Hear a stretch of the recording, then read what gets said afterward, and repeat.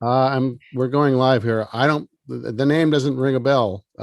You sure He that literally reached out to me. He was like, "I love John," and I'm well, like, then then he's my new favorite. Just a fan. Take it offline. We're on the air. We are live. We'll discuss that. I'm fascinated. We'll continue that afterwards. Your mic's out, Taylor. "Oh, really? There you go. Now you're live. No, Now you're back. Awesome. cool." All right. Do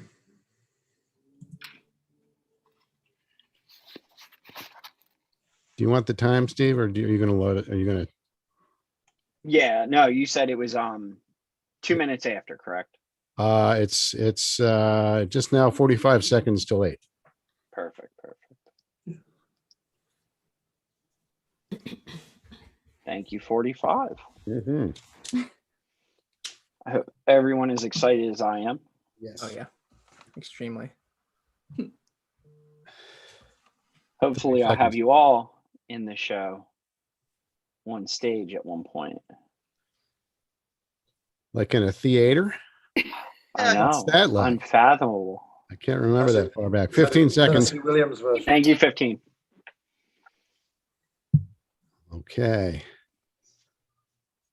5, 4, 3, 2, 1, go. Hello, everyone. Thank you so much for joining us today. My name is Steve Travers, and this is a staged reading of The Importance of Being Earnest. I am currently sitting with an amazing cast who said yes to joining me on this adventure. Today is April 21st. It is 8 p.m. and I'm going to introduce everybody. So starting off, I am Steve Travers again. I'll be playing Ernest Worthing, aka Jack. And then we have Alex Ross, who is playing Algernon Moncrief. Thank you. Then we have Cecily Cardew, played by Ali Batot. Thank you. And then Gwendolyn Fairfax will be played by Taylor Rouillard.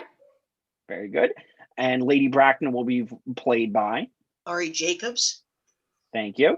And Lane and Merriman will be played by Nick Johnson. Very good. And Dr. Reverend Chaucerville will be played by John Barker. And the esteemed Miss Prism will be played by Gwen Armstrong Barker. Thank you. And then we have our narration read by Leigh Jacobs. Thank you so much. So everybody here today, I appreciate it. Thank you for all joining us. We will be starting in only a few seconds. Before that, I hope you all are ready to enjoy the wonderful world of Oscar Wilde. We're going to transport you back to Victorian England with the most witty and wry dialogue you'll ever hear. Before we do that, I do want to advise that we are going to have a short 5-minute intermission between acts 2 and 3. During that time, all the screens will go black and we will put up a picture and play some music. During that time, you may go get snacks, go to the bathroom during that 5-minute intermission. I hope that you all enjoy this, and please share it around afterwards because this will be live on YouTube. So please do feel free to share this around as well. So starting off, again, this is The Importance of Being Earnest. Thank you.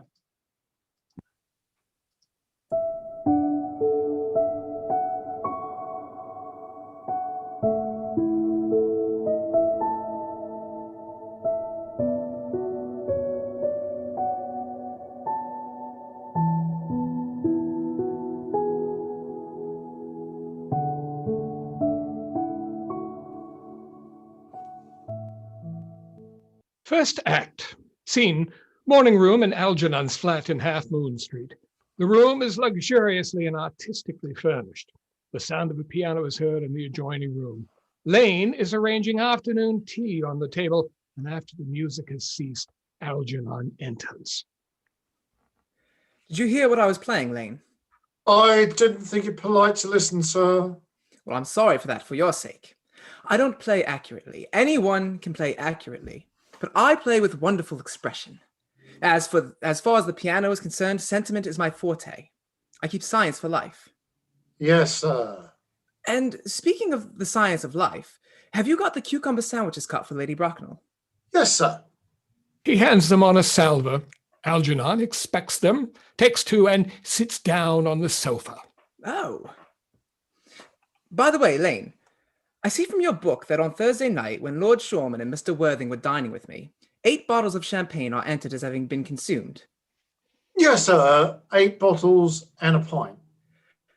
Why is it that at a bachelor's establishment, the servants invariably drink the champagne? I ask merely for information. I attribute it to the superior quality of the wine, sir. I often observe that in a married households, the champagne is rarely of a first-rate brand. Good heavens! Is marriage so demoralizing as that? I believe it is a very pleasant state, sir. I have had very little experience of it myself up to the present. I've only been married once.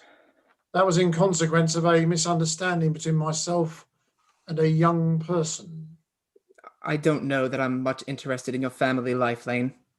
No, sir, it's not a very interesting subject. I never think of it myself. Very natural, I'm sure. That will do, Lane, thank you. Thank you, sir. Lane goes out. Lane's views on marriage seem somewhat lax. Really, if the lower orders don't set us a good example, what on earth is the use of them? They seem, as a class, to have absolutely no sense of moral responsibility. Enter Lane. Mr. Earnest Worthing. Enter Jack. Lane goes out. How are you, my dear Ernest? What brings you up to town? Oh, pleasure, pleasure. What else should bring anyone anywhere? Eating as usual, I see, Algie. I believe it is customary in good society to take some slight refreshment at 5 o'clock. Where have you been since last Thursday? Oh, in the country. What on earth do you do there? When one is in town, one amuses oneself. When one is in the country, one amuses other people. It is excessively boring. And who are the people you amuse? Oh, neighbours, neighbours. Got nice neighbours in your part of Shropshire. Oh, perfectly horrid. Never speak to one of them. How immensely you must amuse them. Algernon goes over and takes sandwich. By the way, Shropshire, that is your county, is it not? Oh, Shropshire? Yes, of course. Hello. Why all these cups? Why cucumber sandwiches? Why such reckless extravagance in one so young? Who's coming to tea? Oh, merely Aunt Augusta and Gwendolen. Oh, how perfectly delightful.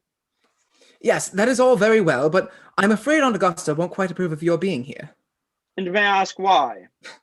My dear fellow, the way you flirt with Gwendolen is perfectly disgraceful. It is almost as bad as the way Gwendolen flirts with you. I am in love with Gwendolen. I have come up to town expressly to propose to her. I thought you would come up for pleasure. Well, I call that business.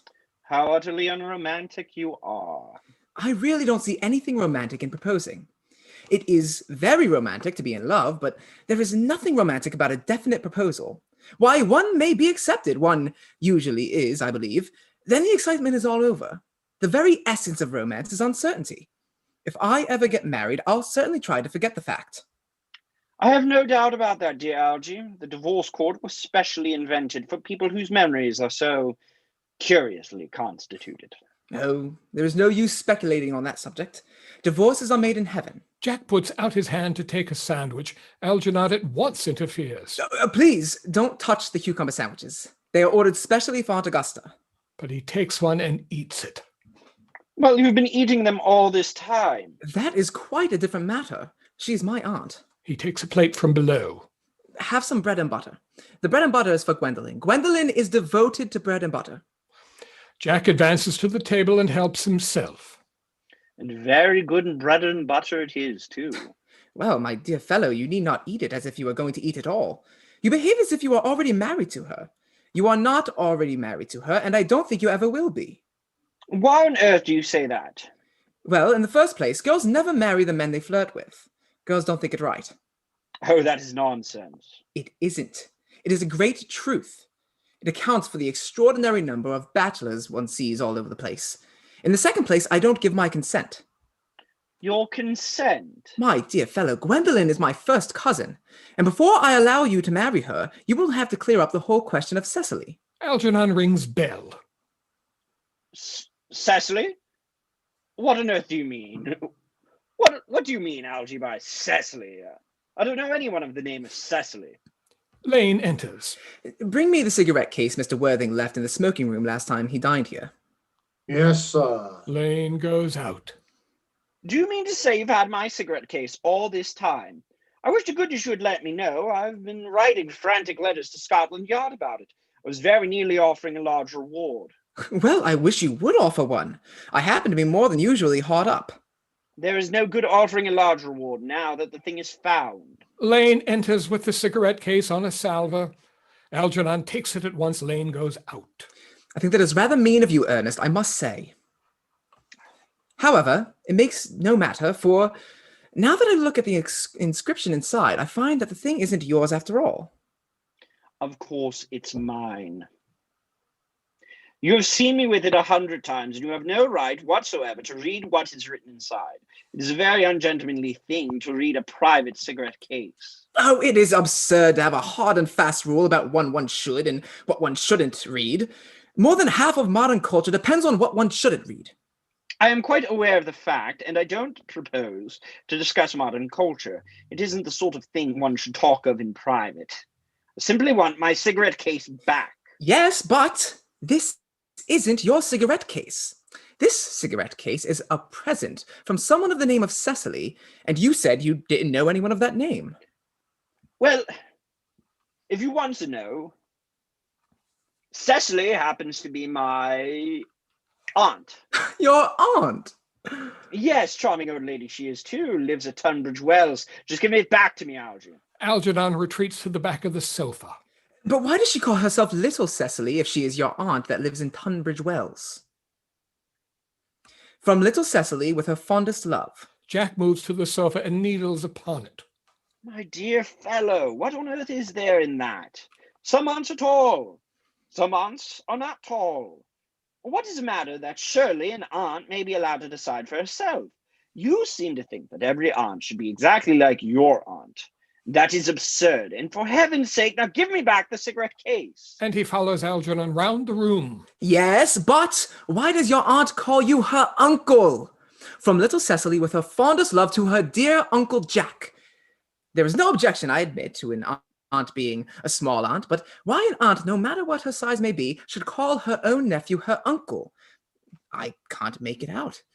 Besides, your name isn't Jack at all, it's Ernest.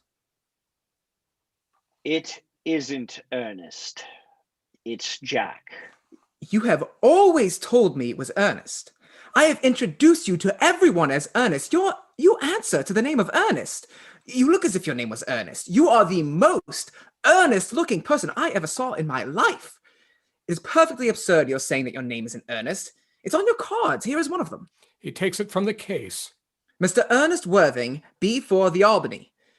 I'll keep this as proof that your name is Ernest if you ever attempt to deny it to me or to Gwendolyn or to anyone else. He puts the card in his pocket. Well, my name is Ernest in town and Jack in the country.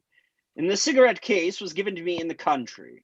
Yes, but that does not account for the fact that your small Aunt Cecily, who lives in Tunbridge Wells, calls you her dear uncle. Come, old boy, you would much better have the thing out at once. My dear Algy, you talk exactly as if you were a dentist. It's very vulgar to talk like a dentist when one isn't a dentist. Produces a false impression. Well, that is exactly what dentists always do.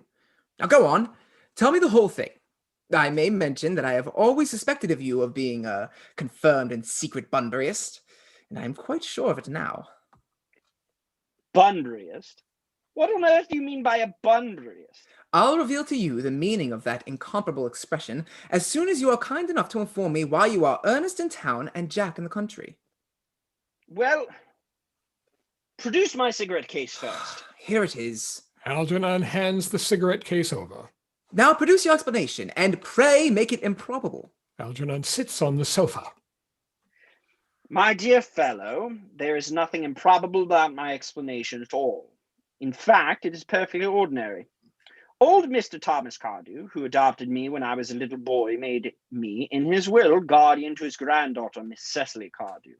Cecily, who addresses me as her uncle for motives of respect that you could not possibly appreciate, lives at my place in the country under the charge of her admirable governess, Miss Prison. Where in that place in the country, by the way? That is nothing to you, dear boy. You are not going to be invited, and I may tell you candidly that the place is not in Shropshire. I suspected that, my dear fellow. I have bunburied all over Shropshire on 2 separate occasions. Now go on. Why are you Ernest in town and Jack in the country? My dear Algy, I don't know whether you will be able to understand my real motives. We are hardly serious enough. When one is placed in the position of guardian, one has to adopt a very high moral tone on all subjects. It's one's duty to do so.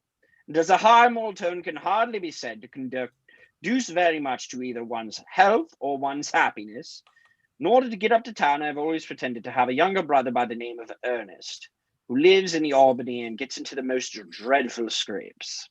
That, my dear Algy, is the whole truth, pure and simple. The truth is rarely pure and never simple. Modern life would be very tedious if it was either, and modern literature a complete impossibility. Oh, that wouldn't be at all a bad thing. Oh, literary criticism is not your forte, my dear fellow. Don't try it. You should leave that to the people who haven't been to university. They do it so well in daily papers. What you really are is a bunburyist. I was quite right in saying you were a bunburyist. You are one of the most advanced bunburyists I know. And what on earth do you mean? You have invented a very useful younger brother called Ernest in order that you may be able to come up to town as often as you like. I've invented an invaluable and permanent invalid called Bunbury in order that I may be able to go down into the country whenever I choose.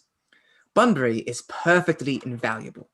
If it wasn't for Bunbury's extraordinary bad health, for instance, I wouldn't be able to dine with you at Willis's tonight, for I have really been engaged to Aunt Augusta for more than a week.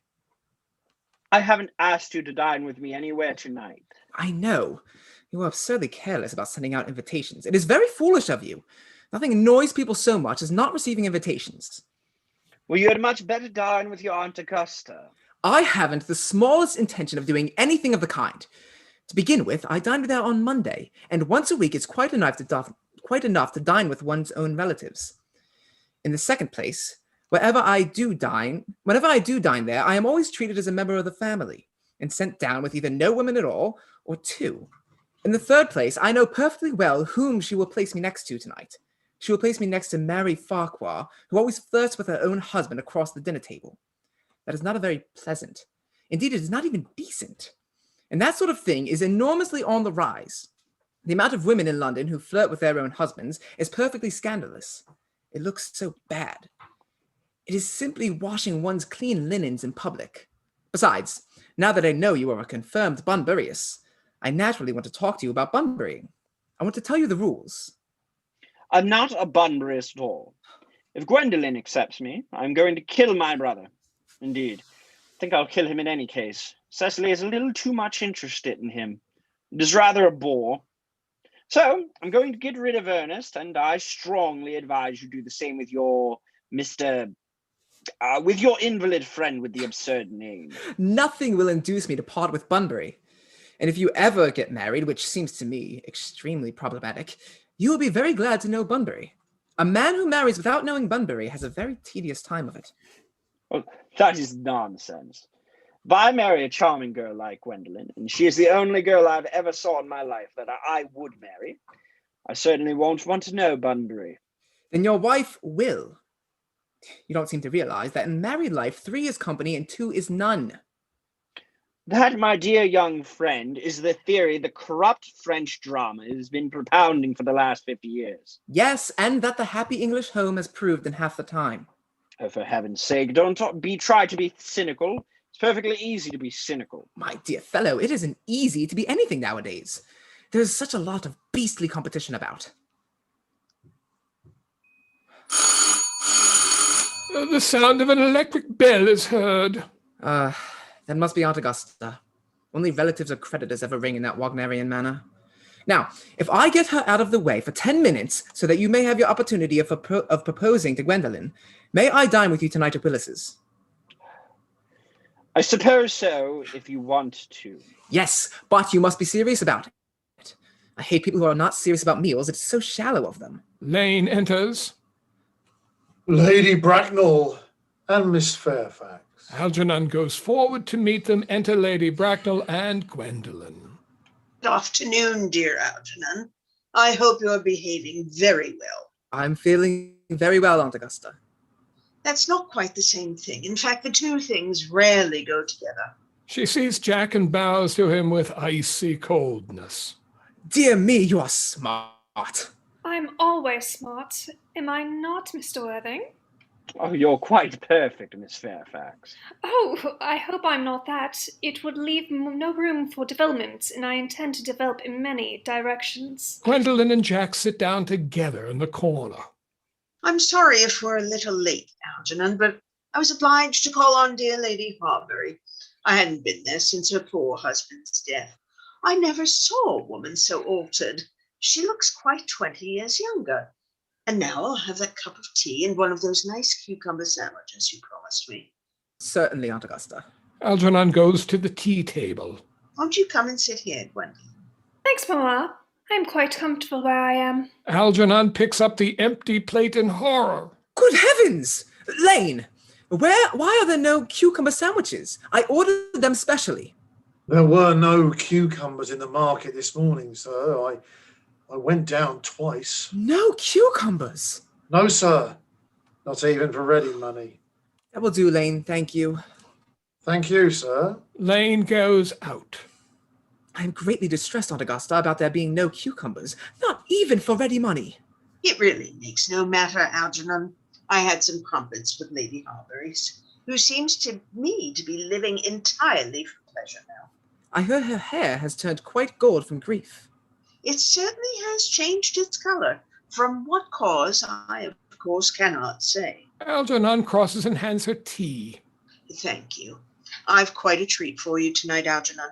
I'm going to send you down with Mary Farquhar. She is such a nice woman and so attentive to her husband. It's a delight to watch them.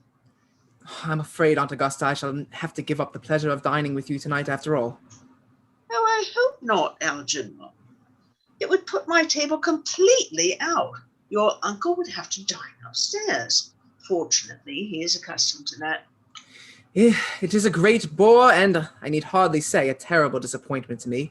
But the fact is, I have just received a telegram to say my poor friend Bunbury is very ill again. He exchanges glances with Jack. They seem to think I should be with him. It is very strange. This Mr. Bunbury seems to suffer from curiously bad health. Yes, poor Bunbury is a dreadful invalid. Well, I must say, Algernon, that I think it is high time that Mr. Bunbury made up his mind whether he was going to live or to die. This shilly-shallying with the question is absurd. Nor do I in any way approve of the modern sympathy with invalids. I consider it morbid. Illness of any kind is hardly a thing to be encouraged in others. Health is the primary duty of life. I'm always telling that to your poor uncle, but he never seems to take much notice as far as any improvement in his ailment goes. I should be much obliged if you would ask Mr. Bunbury for me to be kind enough not to have a relapse on Saturday, for I rely on you to arrange my music for me. It is my last reception and one wants something that will encourage conversation, particularly at the end of the season when everyone has practically said whatever they've had to say, which in most cases was probably not much. I'll speak to Bunbury, Aunt Augusta, if he is still conscious, and I think I can promise you he'll be all right by Saturday. Of course, the music is a great difficulty. You see, if one plays good music, people don't listen, and if one plays bad music, people don't talk. But I'll run over the program I've drawn out, if you will kindly come with me into the next room for a moment. Thank you, Algernon. It's very thoughtful of you. She rises and follows Algernon. I'm sure the program will be delightful after a few expurgations. The French songs I cannot possibly allow. People always seem to think that they are improper and either look shocked, which is vulgar, or laugh, which is worse. But German sounds a thoroughly respectful language, and indeed, I believe is so. Gwendolen, you will accompany me. Certainly, Mamma. Lady Bracknell and Algernon go into the music room. Gwendolen remains behind. Charming day it has been, Miss Fairfax. Pray, don't talk to me about the weather, Mr. Worthing. Whenever people talk to me about the weather, I always feel that quite certain that they always mean something else. That makes me quite nervous. Well, I do mean something else. I thought so. In fact, I'm never wrong. And I would like to be allowed to take advantage of Lady Bracknell's temporary absence. I would certainly advise you to do so. Mamma has a way of coming suddenly into the room, and I have often to speak to her about it. Miss Fairfax, ever since I met you, I have admired you more than any girl I've ever met since I've met you. Yes, I'm quite well aware of the fact. And I often wish that in public, at any rate, you have been more demonstrative of that. For me, you have always been irresistible fascination. Even before I met you, I was far from indifferent to you. Jack looks at her in amazement. We live in, as I hope you know, Mr. Worthing, in an age of ideals. The fact is constantly mentioned in more expensive monthly magazines and has reached the provincial pulpits, as I'm told. And my ideals has always been to love someone of the name of Earnest. There's something about the name that inspires one's absolute confidence.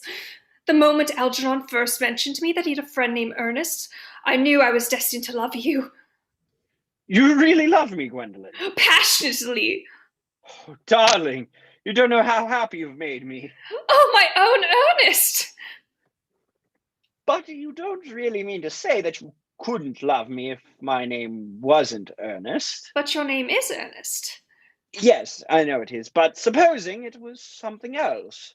Do you mean to say you couldn't love me then?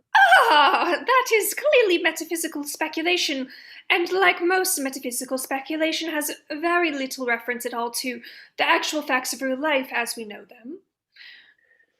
Personally, darling, to speak quite candidly, I don't much care about the name of Ernest. I don't think the name suits me at all. It suits you perfectly. It's a divine name. It has music of its own. It produces vibrations.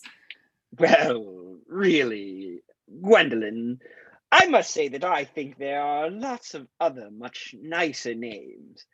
I think Jack, for instance, a charming name. Jack? There's very little music in the name Jack, if at all. Indeed, it does not thrill. It produces absolutely no vibrations.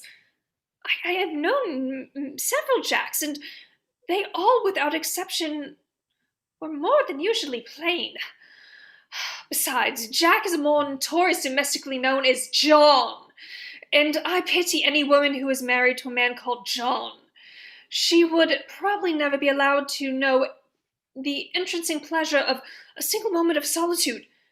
The one's really safe name is Ernest. Gwendolen, I must get christened at once. I mean, we must get married at once. There's no time to be lost. Married, Mr. Worthing? Well, surely you know that I love you, and you led me to believe, Miss Fairfax, that you are not absolutely indifferent to me. I adore you, but you haven't proposed yet. Nothing has been said at all about marriage. The subject hasn't even been touched on. Well, may I propose to you now? I think it might be an admirable opportunity, and to spare any possible disappointment, Mr. Worthing, I think it merely fair to tell you, quite frankly, beforehand, that I'm fully prepared to accept you.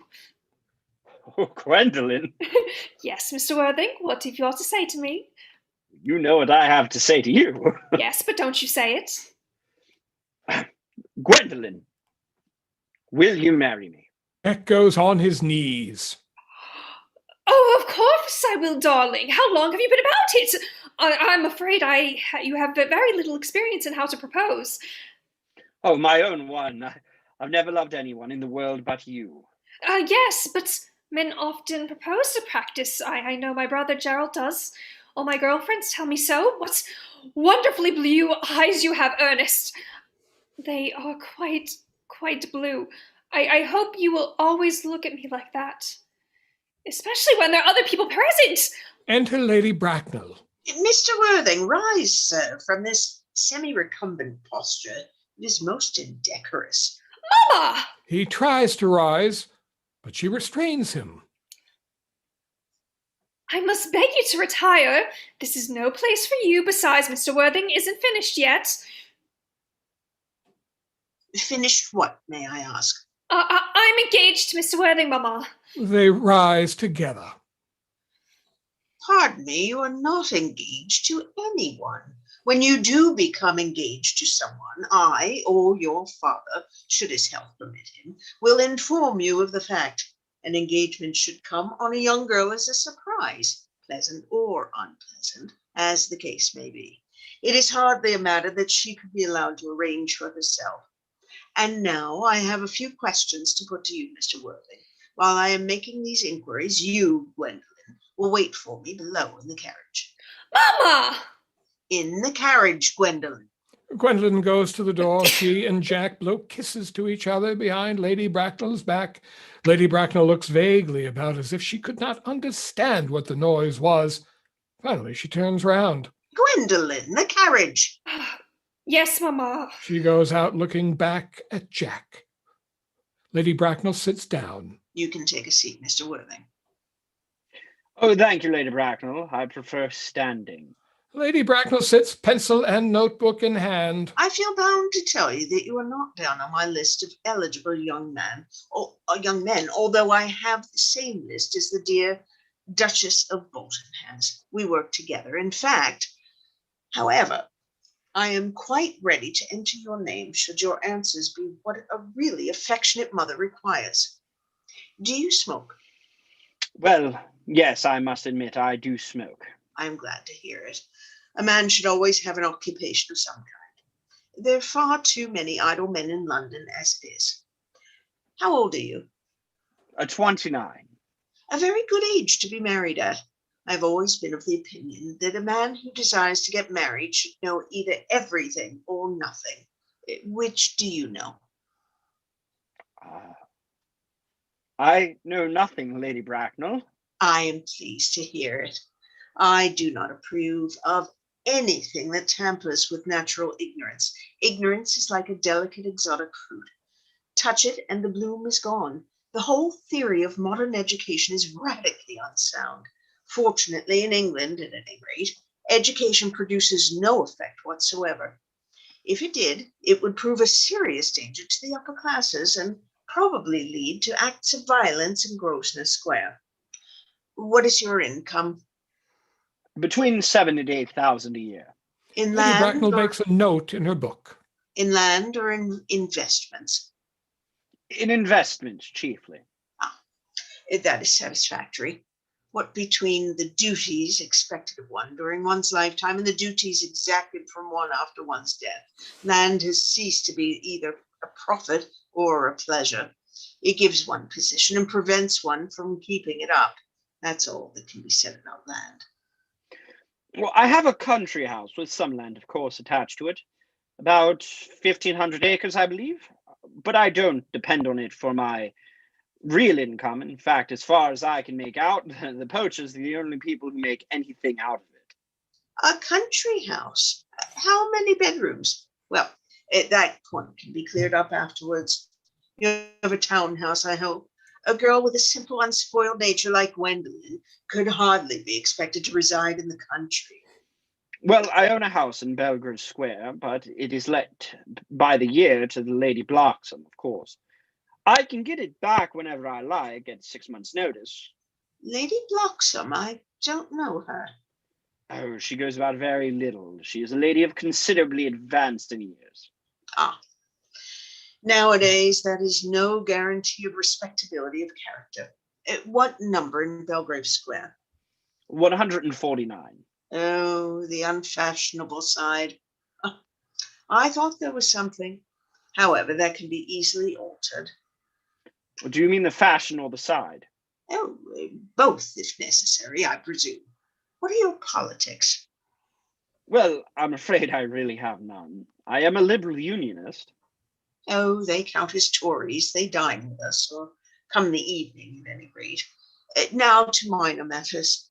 Are your parents living? I have lost both my parents. Oh, dear, to lose one parent, Mr. Worthing, may be regarded as a misfortune. To lose both looks like carelessness. Who was your father? He was evidently a man of some wealth. Was he born in what the radical papers call the purple of commerce, or did he rise from the ranks of the aristocracy? Oh, I'm afraid I really don't know. The fact is, Lady Bracknell, I said I'd lost my parents. It would be nearer the truth to say that my parents seem to have lost me. I don't actually know who I am by birth. I was found. Found? The late Mr. Thomas Cardew, an old gentleman of a very charitable and kindly disposition, found me and gave me the name of Worthing. Oh, because he happened to have a first-class ticket for Worthing in his pocket at the time. Worthing is a place in Sussex. It's a seaside resort. Where did the charitable gentleman who had a first-class ticket for the seaside resort find you? In a handbag. A handbag? Yes, Lady Bracknell, it is a handbag, a somewhat large black leather handbag with handles to it. An ordinary handbag, in fact. In what locality did this Mr. James, or Thomas Cardew, come across this ordinary handbag? In the cloakroom at Victoria Station. It was given him in mistake for his own. The cloakroom at Victoria Station? Yes, the Brighton line. The line is immaterial. Mr. Worthing, I confess I feel somewhat bewildered by what you've just told me. To be born, or at any rate bred, in a handbag, whether it had handles or not, seems to me to display a contempt for the ordinary decencies of a family life that reminds one of the worst excesses of the French Revolution. And I presume you know what that unfortunate movement led to. As for the particular locality in which the handbag was found, a cloakroom at a railway station might serve to conceal a social indiscretion. It has probably indeed been used for that purpose before now, but it can hardly be regarded as an assured basis for a recognized position in good society. Well, may I ask you then what you would advise me to do? I need hardly say I would do anything in the world to ensure Gwendolyn's happiness. I would strongly advise you, Mr. Worthing, to try and acquire some relations as soon as possible, and to make a definite effort to produce at any rate one parent of either sex before the season is quite over. Well, I don't see how I could possibly manage to do that. I can produce the handbag at any moment. It is in my dressing room at home. I really think that should satisfy you, Lady Bracknell. Me, sir? What has it to do with me? You can hardly imagine that I and Lord Bracknell would dream of allowing our only daughter, a girl brought up with the utmost care, to marry into a cloakroom and form an alliance with a parcel. Good morning, Mr. Worthing. Lady Bracknell sweeps out in majestic indignation. Good morning. Algernon from the other room strikes up the wedding march. Jack looks perfectly furious and goes to the door. Oh, for goodness' sake, don't play that ghastly tune, Algy. How idiotic you are. The music stops and Algernon enters cheerily. Didn't it go off all right, old boy? You don't mean to say Gwendolyn refused you? I know it is a way she has. She is always refusing people. I think it is a most ill-natured of her. Oh, Gwendolyn is right as a trivet. As far as she is concerned, we are engaged. Her mother is perfectly unbearable. I've never met such a gorgon. I don't really know what a gorgon is like, but I'm quite sure that Lady Bracknell is one. In any case, she is a monster without being a myth, which is rather unfair. I beg your pardon, Algy. I suppose I shouldn't talk about your own aunt in that way before you. My dear boy, I love hearing my relations abused. It is the only thing that makes me put up with them at all. Relations are simply a tedious pack of people who haven't got the remotest knowledge of how to live, nor the smallest instinct of when to die. Oh, that is nonsense. It isn't. Well, I won't argue about the matter. You always want to argue about things. That is exactly what things were originally made for. Upon my word, if I thought that, I would shoot myself. You don't think that there's any chance of Gwendolyn becoming like her mother in about 150 years, do you, Algy? All women become like their mothers. That is their tragedy. No men does, and that's his. Was that clever? It is perfectly phrased, and quite as true as any observation in civilized life should be. I'm sick to death of cleverness. Everybody is clever nowadays. You can't go anywhere without meeting clever people. The thing has become an absolute public nuisance. Wish to goodness we had a few fools left. We have. Oh, I should extremely like to meet them. What do they talk about? The fools. Oh, about the clever people, of course. What fools? By the way, did you tell Gwendolyn the truth about your being Ernest in town and Jack in the country? My dear fellow, the truth isn't quite the sort of thing one tells to a nice, sweet, refined girl. What extraordinary ideas you have about the way to behave to a woman. The only way to behave to a woman is to make love to her if she is pretty, and to someone else if she is plain. Oh, that is nonsense. What about your brother? What about the profligate Ernest? Oh, before the end of the week, I shall have gotten rid of him. I'll say he died in Paris of apoplexy. Lots of people die of apoplexy quite suddenly, don't they? Yes, but it's hereditary, my dear fellow. It's the sort of thing that runs in families. You would much better say he, a severe chill. You are sure a severe chill isn't hereditary or anything of the kind? Of course it isn't. Very well, then. My poor brother, Ernest, to carried off suddenly in Paris by a severe chill. That gets rid of him. But I thought you said Miss Cardew was a little too much interested in your poor brother Ernest. Won't you feel his loss a good deal? Oh, that is all right. Cecily is not a silly romantic girl, I'm glad to say. She has quite a capital appetite, goes on long walks, and pays no attention at all to her lessons. I would rather like to see Cecily. And I will take very good care that you never do. She is excessively pretty, and she is only just 18. Have you told Gwendolyn yet that you have an excessively pretty ward who is just only 18? Oh, one doesn't blurt these things out to people. Cecily and Gwendolyn are perfectly certain to be extremely great friends. I'll bet you anything you like that half an hour after they've met, they'll be calling each other sister. No, women only do that when they have called each other a lot of other things first. Now, my dear boy, if we want to get a good table at Willis's, we really must go and dress. Do you know it's nearly 7? Oh, it is always nearly 7. Well, I'm hungry. I never knew you when you weren't. What shall we do after dinner? Go to a theatre? Oh no, I loathe listening. Well, let us go to a club. No, I hate talking. Well, we might trot round the Empire at 10. Oh no, I can't bear to look at things. It is so silly. Well, what shall we do? Nothing. It is awfully hard work doing nothing. However, I don't mind hard work where there is no definite object of any kind. Miss Fairfax. Gwendolyn, upon my word. Algy, kindly turn your back.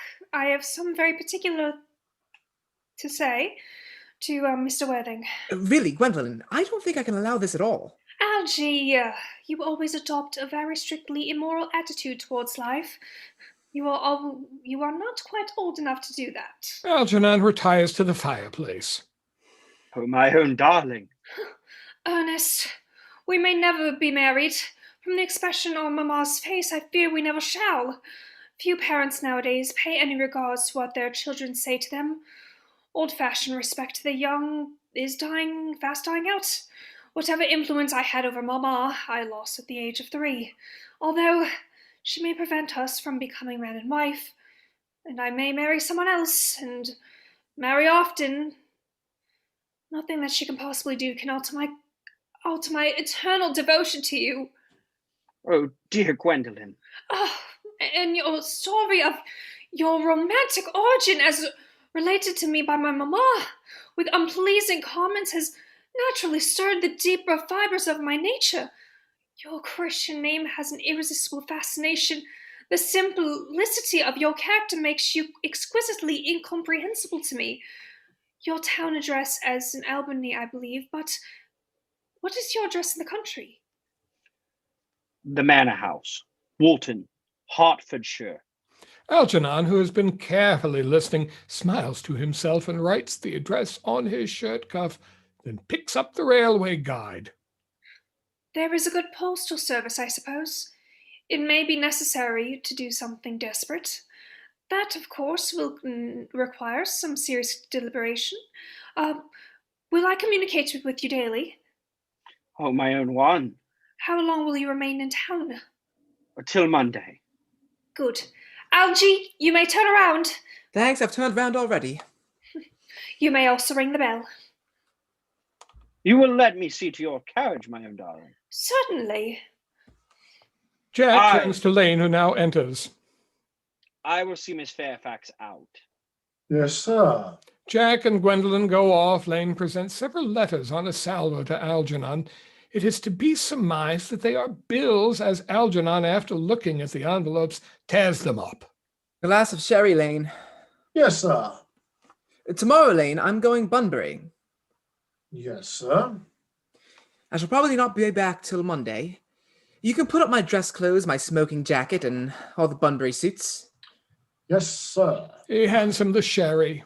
I hope tomorrow will be a fine day, Lane. It never is, sir. Lane, you are a perfect pessimist.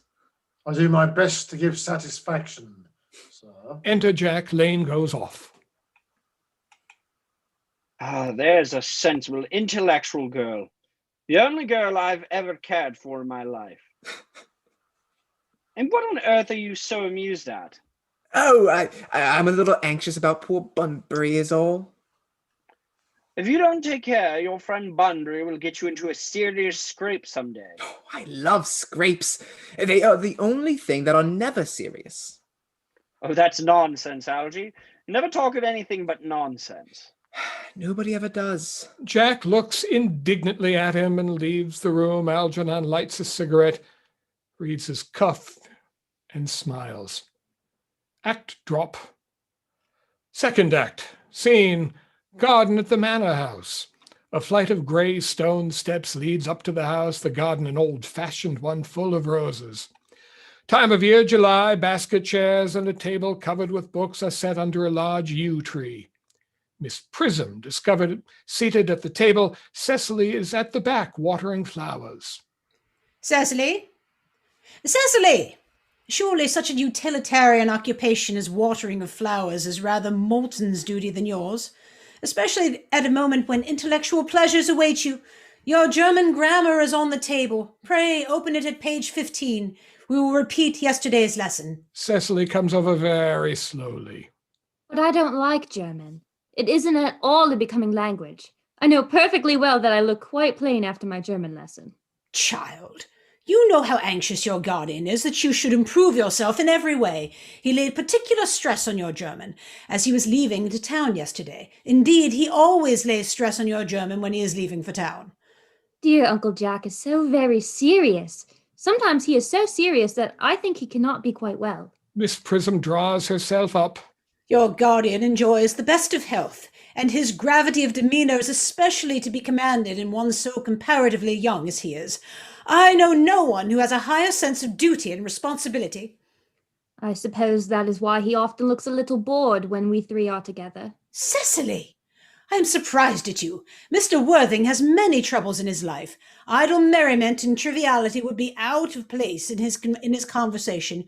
You must remember his constant anxiety about that unfortunate young man, his brother. I wish Uncle Jack would allow that unfortunate young man, his brother, to come down here sometimes. We might have a good influence over him, Miss Prism. I am sure you certainly would. You know, German and geology and things of that kind influence a man very much. Cecily begins to write in her diary. I do not think that even I could produce any effect on a character that, according to his own brother's admission, is irretrievably weak and vacillating. I indeed am not sure that I would desire to reclaim him.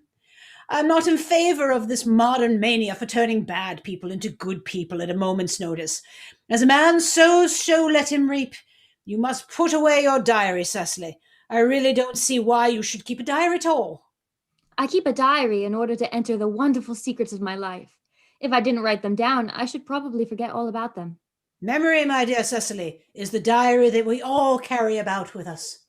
Yes, but it usually chronicles the things that have never happened and couldn't possibly have happened. I believe that memory is responsible for nearly all of the 3-volume novels that Moody sent us. Do not speak slightingly of the 3-volume novel, Cecily. I wrote one myself in earlier days. Huh. Did you really, Miss Prism? How wonderfully clever you are. I hope it did not end happily. I don't like novels that end happily. They depress me so much. The good ended happily and the bad unhappily. That is what fiction means. I suppose so. But it seems very unfair. And was your novel ever published? Alas, no. The manuscript, unfortunately, was abandoned. I use the word in the sense of lost or mislaid. Do your work, child. These speculations are profitless. But I see Dr. Chasuble coming up through the garden. Miss Prism rises and advances. Dr. Chasuble, this is indeed a pleasure. And how are we this morning? Miss Prism, you are, I trust, well? Miss Prism has actually just been complaining of a slight headache. I think it would do her so much good to have a short stroll with you in the park, Dr. Chasuble. Cecily, I have not mentioned anything about a headache. No, dear Miss Prism, I know that, but I felt instinctively that you had a headache. Indeed, I was thinking about that, and not about my German lesson when the rector came in. I hope, Cecily, you are not inattentive. Oh, I am afraid I am. That is strange. Were I fortunate enough to be Miss Prism's pupil, I would hang upon her lips.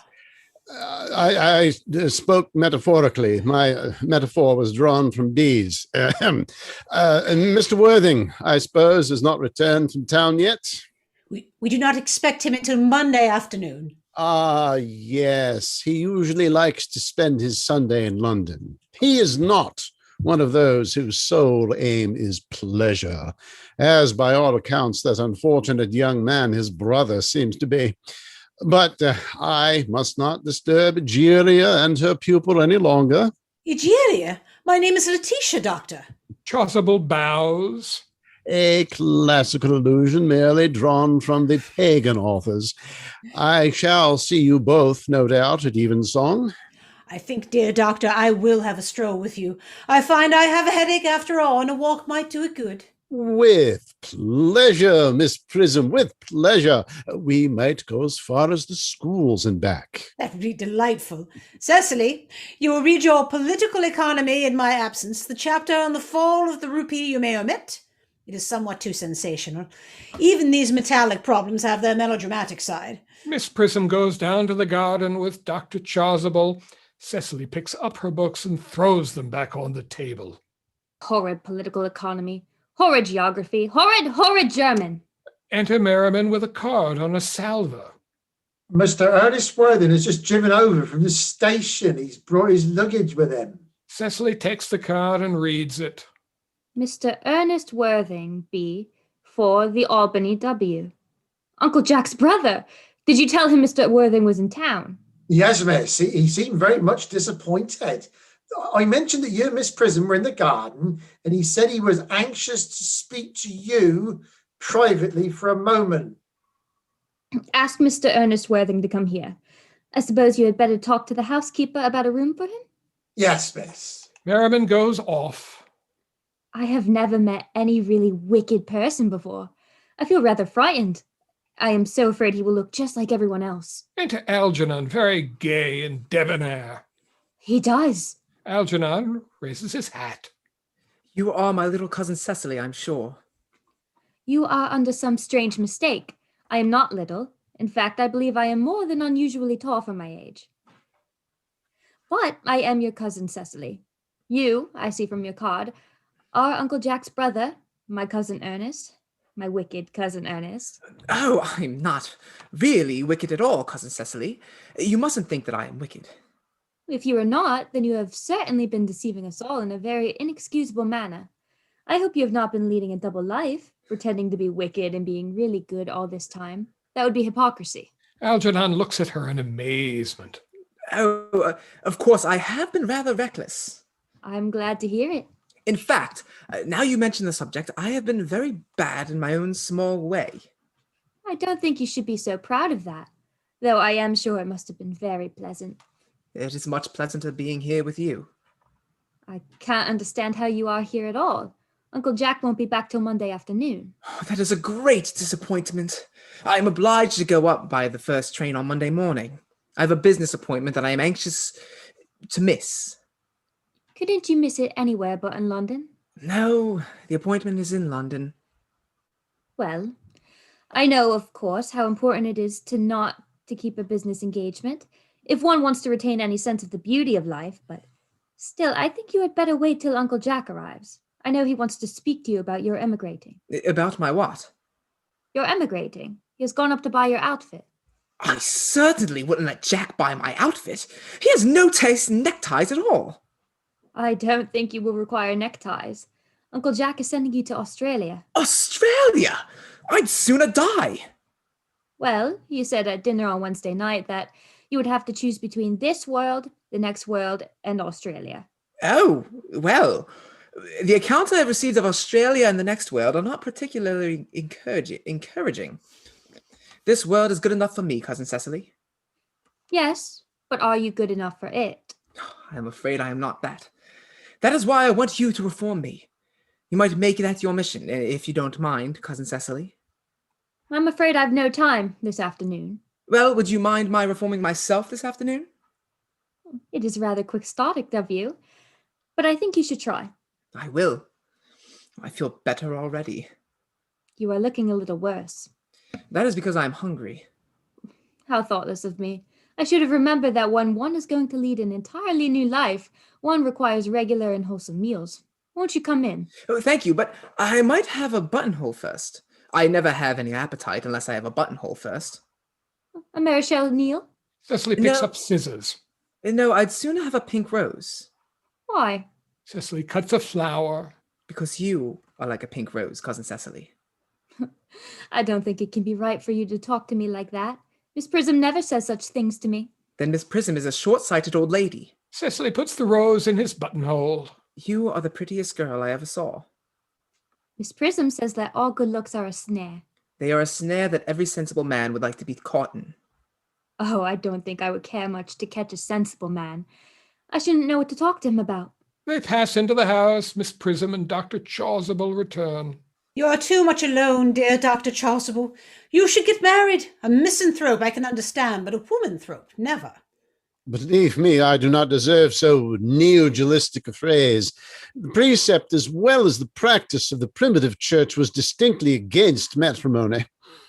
That is obviously the reason why the primitive church has not lasted up to the present day. And you do not seem to realize, dear doctor, that by persistently remaining single, a man converts himself into a permanent public temptation. Men should be more careful. This very celibacy leads weaker vessels astray. But is a man not equally attractive when married? No married man is ever attractive except to his wife. And often I've been told not even to her. That depends on the intellectual sympathies of the woman. Maturity can always be depended upon. Ripeness can be trusted. Young women are green. I spoke horticulturally. My metaphor was drawn from fruits. But where's Cecily? Oh, perhaps she followed us to the schools. Enter Jack slowly from the back of the garden. He is dressed in the deepest mourning with crepe hatband and black gloves. Mr. Worthing! Mr. Worthing? This is indeed a surprise. We did not look for you until Monday afternoon. Jack shakes Miss Prism's hand in a tragic manner. I returned sooner than I expected. Dr. Chasuble, I hope you are well. Oh, dear Mr. Worthing, I trust this garb of woe does not betoken some terrible calamity. My brother. More shameful debts and extravagance. Still leading his life of pleasure. Your brother Ernest dead.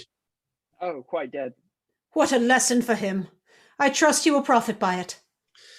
Mr. Worthing, I offer you my sincere condolence. You have at least the consolation of knowing you were always the most generous and forgiving of brothers. Poor Ernest. He had many faults, but it is a sad, sad blow. Very sad indeed. Were you with him at the end? No, He died abroad in Paris, in fact. I had a telegram last night from the manager of the Grand Hotel. Was the cause of death mentioned? A severe chill, it seems. As a man sows, so shall he reap. Charity, dear Miss Prism, charity. None of us are perfect. I myself am peculiarly susceptible to drafts. Will the interment take place here? No, he seems to have expressed a desire to be buried in Paris. In Paris? I fear that hardly points to any very serious state of mind at last. You would no doubt wish me to make some slight allusion to this tragic domestic affliction next Sunday. My sermon on the meaning of the man in the wilderness can be adapted to almost any occasion, joyful or, as in the present case, distressing. I have preached it at harvest celebrations, christenings, confirmations, on days of humiliation and festal days. The last time I delivered it was in the cathedral as a charity sermon on behalf of the Society for the Prevention of Discontent among the upper orders. The bishop who was present was much struck by some of the analogies I drew. That reminds me. You mentioned christenings, I think, Dr. Chasuble. I suppose you know how to christen, all right? I mean, of course. You are continually christening, aren't you? It is, I regret to say, one of the rector's most constant duties in this parish. I have often spoke to the poorer classes on the subject, but they don't seem to know what thrift is. But is there any particular infant in whom you are interested, Mr. Worthing? Your brother was, I believe, unmarried, was he not? Oh, yes, yes. People who live entirely for pleasure usually are. But it is not for any child, dear doctor. I am very fond of children. No. The fact is, I would like to be christened myself this afternoon. If you have nothing better to do. But surely, Mr. Worthing, you have been christened already. Don't remember anything about it. But have you any grave doubts on the subject? I certainly intend to have. Of course, I don't know if the thing would bother you in any way, or if you think I am a little too old now. Not at all. The sprinkling and indeed the immersion of adults is a perfectly canonical practice. Immersion? You need have no apprehensions. Sprinkling is all that is necessary, or indeed, I think, advisable. Weather is so changeable. At what hour which would you wish the ceremony performed? Oh, I might trot around about 5. That would suit you? Oh, perfectly. In fact, I have 2 similar ceremonies to perform at that same time. A case of twins that occurred recently in one of the outlying cottages on your own estate. Poor Jenkins, the carter, a most hard-working man. Oh, I don't see much fun in being christened all along with other babies. I would be so childish. Would 5:30 do? Admirably. Chasuble takes out his watch. Now, dear Mr. Worthing, I will not intrude any longer into a house of sorrow. I would merely beg you not to be too much bowed down by grief. What seem to us bitter trials are often blessings in disguise. It seems to me to be a blessing of an extremely obvious kind. Cecily enters from the house. Uncle Jack! Oh, I'm so pleased to see you back. But what horrid clothes you've got on. Do go and change them. Cecily! My child! Cecily goes toward Jack. He kisses her brow in a melancholy manner. What is the matter, Uncle Jack? Do look happy. You look as if you had a toothache, and I've got such a surprise for you. Who do you think is in the dining room? Your brother. Who? Your brother, Ernest. He arrived about half an hour ago. What nonsense! I haven't got a brother. Oh, don't say that. However badly he may have behaved to you in the past, he is still your brother. You wouldn't be so heartless as to disown him. I'll tell him to come out, and you will shake hands with him, won't you, Uncle Jack? She runs back into the house. These are very joyful tidings. After we had all resigned to his loss, his sudden return seems to me peculiarly distressing. My brother is in the dining room. I don't know what it all means. I think it is perfectly absurd. Enter Algernon and Cecily hand in hand. They come slowly up to Jack. Oh, good heavens! He motions Algernon away. Brother John, I have come down from town to tell you that I am very sorry for all the trouble I have given you, and that I intend to lead a better life in the future. Jack glares at him and does not take his hand. Uncle Jack, you are not going to refuse your own brother's hand. Nothing will induce me to take his hand. I think his coming down here disgraceful. He knows perfectly well why. Uncle Jack, do be nice. There is some good in everyone. Ernest has just been telling me about his poor invalid friend Mr. Bunbury, whom he goes to visit so often. And surely there must be much good in one who is kind to an invalid and leaves the pleasures of London to sit by a bed of pain. Oh, he's been talking about Bunbury, has he? Yes, he told me all about poor Mr. Bunbury and his terrible state of health. Bunbury, well. I won't have him talk to you about Bunbury or about anything else. It is enough to drive one perfectly frantic. Of course, I admit that the faults were all on my side, but I must say that I think that my brother John's coldness to me is peculiarly painful. I expected a more enthusiastic welcome, especially considering it is the first time I have come here. Uncle Jack, if you don't shake hands with Ernest, I will never forgive you. Never forgive me? Never. Never, never. Well, this is the last time I shall ever do it. And he shakes with Algernon and glares. It's pleasant, is it not, to see so perfect a reconciliation? I think we might leave the two brothers together. Cecily, you will come with us. Certainly, Miss Prism. My little task of reconciliation is over. You have done a beautiful action today, dear child. We must not be premature in our judgments. I feel very happy. They all go off except Jack and Algernon. You young scoundrel, Algie. You must get out of this place as soon as possible. I don't allow any Bunburying here. Enter Merriman. I have put Mr. Ernest's things in the rooms next to yours, sir. I suppose that's all right. What? Mr. Ernest's luggage, sir. I've unpacked it and put it in the room next to your own. His luggage? Oh, yes, sir. 3 portmanteaus, a dressing case, 2 hat boxes, and a large luncheon basket. I'm afraid I can't stay more than a week this time. Merriman, order the dog cart at once. Mr. Ernest has been suddenly called back to town. Yes, sir. Merriman goes back into the house. What a fearful liar you are, Jack. I have not been called to town at all. Yes, you have. I haven't heard anyone call me. Your duty as a gentleman calls you back. My duty as a gentleman has never interfered with my pleasures in the smallest degree. Oh, I can quite understand that. Well, Cecily is a darling. You are not to talk of Miss Cardew like that. I don't like it. Well, I don't like your clothes. You look perfectly ridiculous in them. Why on earth don't you go up and change? It is perfectly childish to be in deep mourning for a man who is actually staying for a whole week with you in your house as a guest. I call it grotesque. You are certainly not staying with me for a whole week as a guest or anything else. You have got to leave by the 4:05 train. I certainly won't leave you so long as you're in mourning. It would be most unfriendly. If I were in mourning, you would stay with me, I suppose. I should think it very unkind if you didn't. Well, will you go if I change my clothes?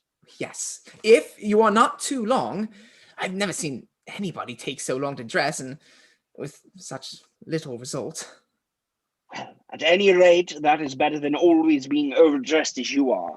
If I am occasionally a little overdressed, I make up for it by always being immensely overeducated. Your vanity is ridiculous, your conduct an outrage, and your presence in my garden utterly absurd. However, you've got to catch the 4:05, and I hope you will have a pleasant journey back to town. This Bunburying, as you call it, has not been a great success for you. And he goes into the house. I think it has been a great success. I'm in love with Cecily, and that is everything. And Cecily enters at the back of the garden. She picks up the can and begins to water the flowers. But I must see her before I go, and make arrangements for another Bunbury. Ah, there she is. Oh, I merely came back here to water the roses. I thought you were with Uncle Jack? He has gone to order the dog cart for me. Oh, is he going to take you for a nice drive? He's going to send me away. Then, Have we got to part? I am afraid so. It is very painful parting. It is always very painful to part from people whom one has known for a very brief space of time. The absence of old friends one can endure with equanimity, but even a momentary separation from anyone to whom one has just been introduced is almost unbearable. Thank you. Merriman enters. The dog cart is at the door, sir. Algernon looks appealingly at Cecily. It can wait, Merriman, for 5 minutes. Yes, miss. I hope, Cecily, I shall not offend you if I state quite frankly and openly that you seem to me to be in every way the visible personification of absolute perfection. I think your frankness does you great credit, Ernest. If you will allow me, I will copy your remarks into my diary. Do you really keep a diary? I'd give anything to take a look at it. May I? Oh, no. And she puts her hand over the diary. You see, it is simply a very young girl's record of her own thoughts and impressions, and consequently meant for publication. When it appears in volume form, I hope you will order a copy. But pray, Ernest, don't stop. I delight in taking down your dictation. I have reached absolute perfection. You can go on. I am quite ready for more. Don't cough, Ernest. When one is dictating, one should speak fluently and not cough. Besides, I don't know how to spell a cough. She writes as Algernon speaks. Cecily, ever since I first looked upon your wonderful and incomparable beauty, I have dared to love you wildly, passionately, devotedly, hopelessly. Well, I don't think that you should tell me that you love me wildly, passionately, devotedly, hopelessly. Hopelessly doesn't seem to make much sense, does it? Cecily! Merriman enters. The dog cart's waiting, sir. Tell it to come round next week at the same hour. Merriman looks at Cecily, who makes no sign. Yes, sir. Merriman retires. Uncle Jack would be very much annoyed if he knew you were staying on till next week at the same hour. Oh, I don't care about Uncle Jack. I don't care about anybody in the whole world but you. I love you, Cecily. You will marry me, won't you? You silly boy. Of course. Why, we have been engaged for the last 3 months. For the last 3 months? Yes, it will be exactly 3 months on Thursday. But how did we become engaged? Well, ever since dear Uncle Jack first confessed to us that he had a younger brother who was very wicked and bad, you, of course, have formed the chief topic of conversation between myself and Miss Prism. And, of course, a man who is much talked about is always very attractive. One feels there must be something in him, after all. I dare say it was foolish of me, but I fell in love with you, Ernest. Darling. And when was the engagement actually settled? On the 14th of February last. Worn out by your entire ignorance of my existence, I determined to end the matter one way or another, and after a long struggle with myself, I accepted you under this dear old tree here. The next day I bought this little ring in your name, and this is the little bangle with the true lover's knot that I promised you to always wear. Did I give you this? It is very pretty, isn't it? Yes, you've wonderfully good taste, Ernest. It's the excuse I've always given for you leading such a bad life. And this is the box in which I keep all your dear letters. She kneels at the table, opens the box, and produces letters tied up with blue ribbon. My letters? But my own sweet Cecily, I have never written you any letters. You need hardly remind me of that, Ernest. I remember only too well that I was forced to write your letters for you. I wrote always 3 times a week and sometimes oftener. Oh, do let me read them, Cecily. Oh, I couldn't possibly. They would make you far too conceited. And she replaces the box.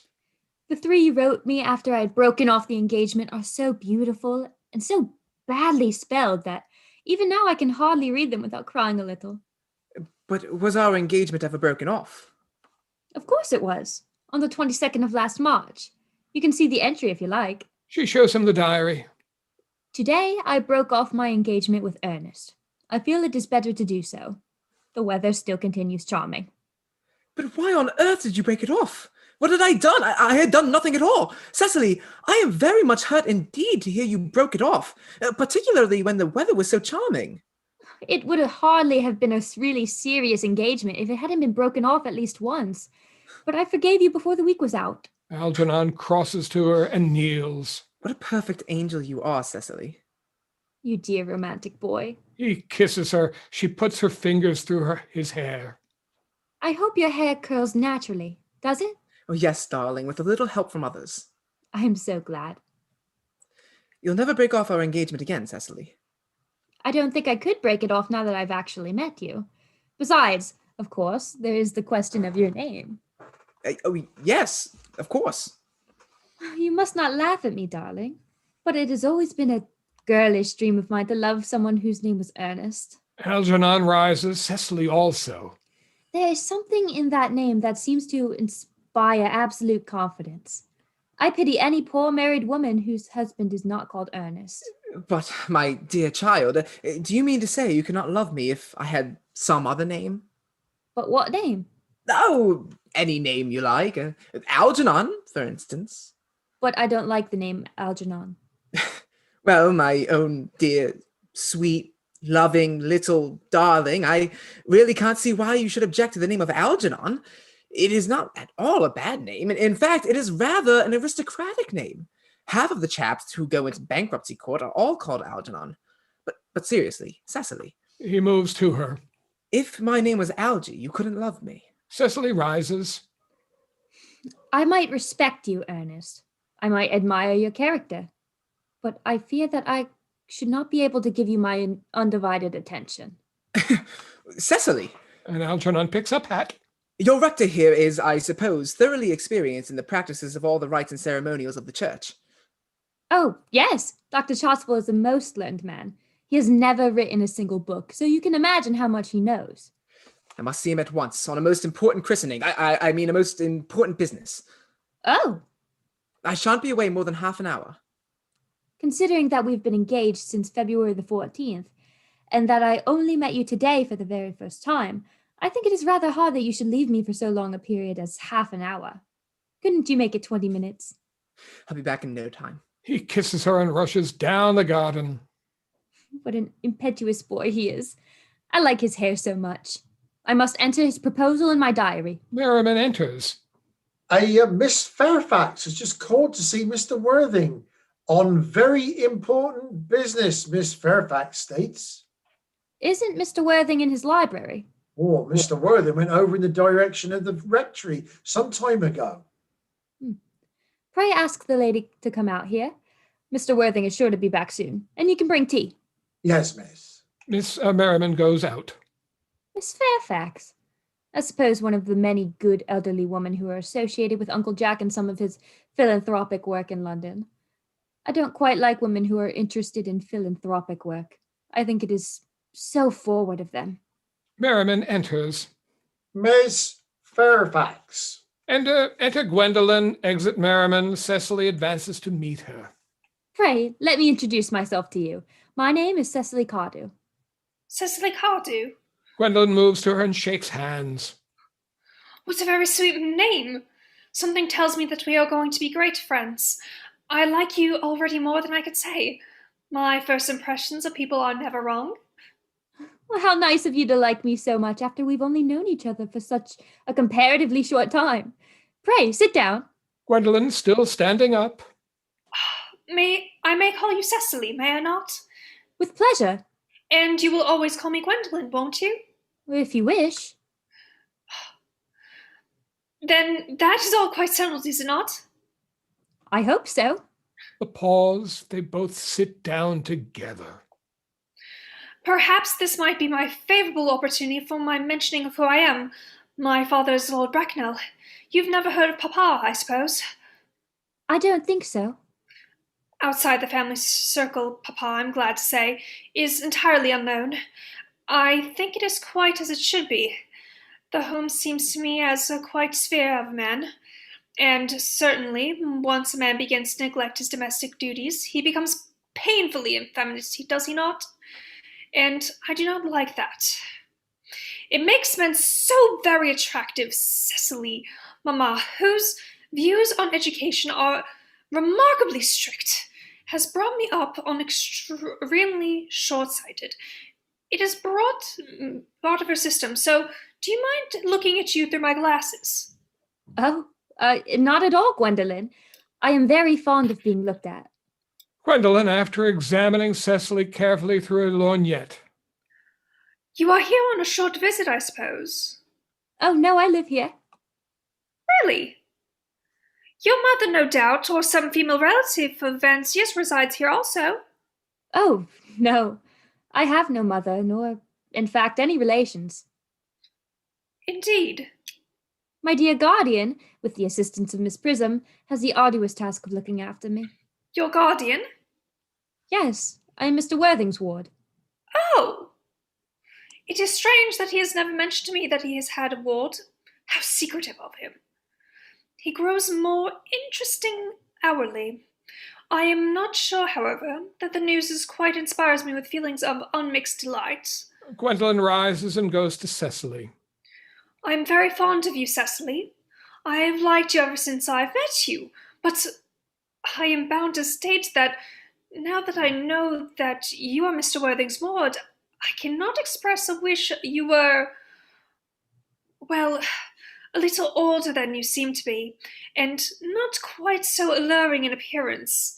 In fact, if I could speak candidly... Pray do. I think that whenever one has anything unpleasant to say, one should always be quite candid. Well, to speak with perfect candor, Cecily, I wish you were fully 42 and more than usually plain with your age. Ernest is a straight, upright nature. He is a very soul of truth and honor. Disloyalty would be impossible for him as deception. But men with the noblest possible moral character are extremely susceptible to the influence of physical charms of others. Modern, no less, of ancient history supplies us with many most painful examples of what I refer to. If it were not so, indeed, history would be quite unreadable. I beg your pardon, Gwendolen. Did you say Ernest? Yes. Oh, but it is not Mr. Ernest Worthing who is my guardian. It is his brother, his elder brother. Gwendolen sits down again. Ernest never mentioned to me that he had an older brother. I am sorry to say that they have not been on good terms for a long time now. That accounts for it. And now I think of it, I have never heard of a man mention his brother. The subject seems distasteful in most men. Cecily, you've lifted a load from my mind. I was growing almost quite anxious. It would be almost been most terrible if any cloud had come across of ours, would it not? Of course, you are quite sure that it is not Ernest Worthing who is your guardian. Quite sure. In fact, I am going to be his. I beg your pardon? Dearest Gwendolen, there is no reason why I should make a secret of it to you. Our little county newspaper is sure to chronicle the fact next week. Mr. Ernest Worthing and I are engaged to be married. Oh, my dear Cecily, I think there might be some error. Ernest Worthing is engaged to me, and the announcement will appear in the Morning Post on Saturday at the latest. I am afraid you must be under some misconception. Ernest proposed to me exactly 10 minutes ago. Cecily shows her the diary. Gwendolen examines the diary through her lorgnette carefully. It is certainly very curious, for he asked me to be his wife yesterday afternoon at 5:30. If you would care to verify the incident, pray do so. And she produces a diary of her own. I never travel without my diary. One should always have something sensational to read on the train.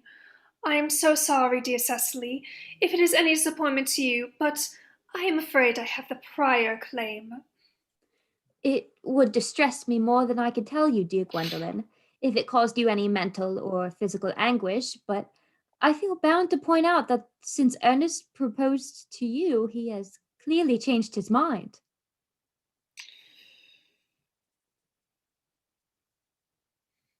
If that poor fellow has been entrapped in any foolish promise, I shall consider it my duty to rescue him at once, and with a firm hand. Whatever unfortunate entanglement my dear boy may have gotten into, I will never reproach him with it until after we are married. Do you allude me, Miss Cardew, as an entanglement? You are presumptuous, and on an occasion of this becomes more of a moral duty to speak one's mind. It becomes a pleasure. Do you suggest, Miss Fairfax, that I entrapped Ernest into an engagement? How dare you? This is no time for wearing the shallow mask of manners. When I see a spade, I call it a spade. I'm glad to say that I have never met a spade, and it has been obvious that our social spheres are widely different. Enter Merriman, followed by the footman. He carries a salver, tablecloth, and plate stand. Cecily is about to retort. The presence of the servants exercises a restraining influence under which both girls chafe. Shall I lay tea here as usual, miss? Yes, as usual. Merriman begins to clear the table and lay the cloth. A long pause. Cecily and Gwendolen glare at each other. Are there many interesting walks in the vicinity, Miss Cardew? Oh, yes, a great many. From the top of one of the hills quite close, one can see 5 counties. Oh, 5 counties! I don't think I should like that. I hate crowds. I suppose that is why you live in town? Gwendolen bites her lip and beats her foot nervously with her parasol. Quite a well-kept garden this is, Miss Cardew. So glad you like it, Miss Fairfax. I had no idea there were any flowers in the country. Oh, flowers are as common here, Miss Fairfax, as people are in London.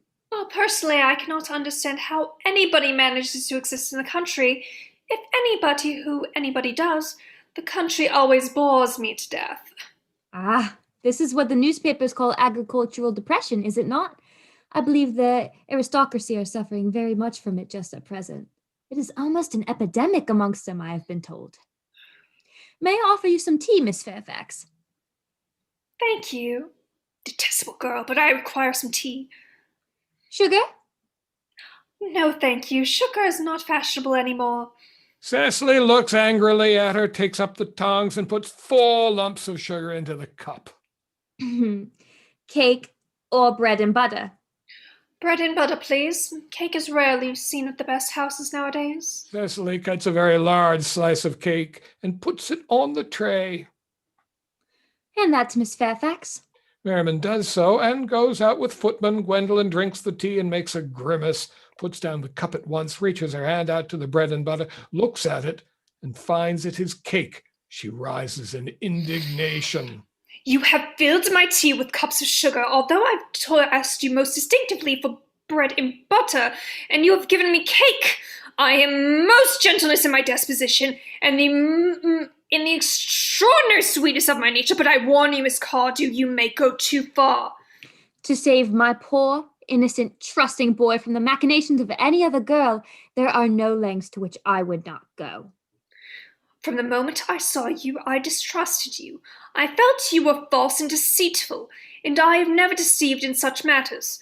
My first impressions of people are irrevocably right. It seems to me, Miss Fairfax, that I am trespassing on your valuable time. No doubt you have many other calls of a similar character to make in the neighborhood. Jack enters. Gwendolen catches sight of him. Oh, Ernest! My own Ernest! Oh, Gwendolen, darling. He offers to kiss her. Gwendolen draws back. A moment. May I ask if you are engaged to this young lady? She points to Cecily. The dear little Cecily, of course not. What could have put such an idea in your pretty little head? Thank you. You may. Gwendolen offers her cheek. I knew there must be some misunderstanding, Miss Fairfax. The gentleman whose arm is at present around your waist is my guardian, Mr. John Worthing. I beg your pardon. This is Uncle Jack. Gwendolen recedes. Jack. Oh! Algernon enters. Here is Ernest. Algernon goes straight over to Cecily without noticing anyone else. My own love. He offers to kiss her. Cecily draws back. A moment, Ernest. May I ask you, are you engaged to be married to this young lady? Algernon looks round. To what young lady? Oh, good heavens! Gwendolen! Yes, to good heavens, Gwendolen. I mean to Gwendolen. Of course course not. What could have put such an idea into your pretty little head? Thank you. She presents her cheek to be kissed, You may. and Algernon kisses her. Oh, I felt there was some slight error, Miss Cardew. The gentleman who is now embracing you is my cousin, Mr. Algernon Moncrief. Cecily breaks away from Algernon. Algernon Moncrief. Oh! Are you called Algernon? I cannot deny it. Oh! Is your name really John? Jack stands rather proudly. I could deny it if I liked. I could deny anything if I liked. But my name certainly is John. It has been John for years. A gross deception has been practiced on us both. My poor wounded Cecily. My sweet wronged Gwendolen. You will call me sister, will you not? They embrace. Jack and Algernon groan and walk up and down. There is just one question I would like to be allowed to ask my guardian. An admirable idea. Mr. Worthing, there is just one question I would like to be permitted to put to you. Where is your brother Ernest? We are both engaged to be married to your brother Ernest, so it is a matter of some importance to us to know where your brother Ernest is at the moment. Gwendolen, Cecily, it is very painful for me to be forced to speak the truth. It is the first time in my life that I've ever been reduced to such a painful position, and I'm really quite inexperienced in doing anything of the kind. However, I will tell you quite frankly that I have no brother Ernest. I have no brother at all.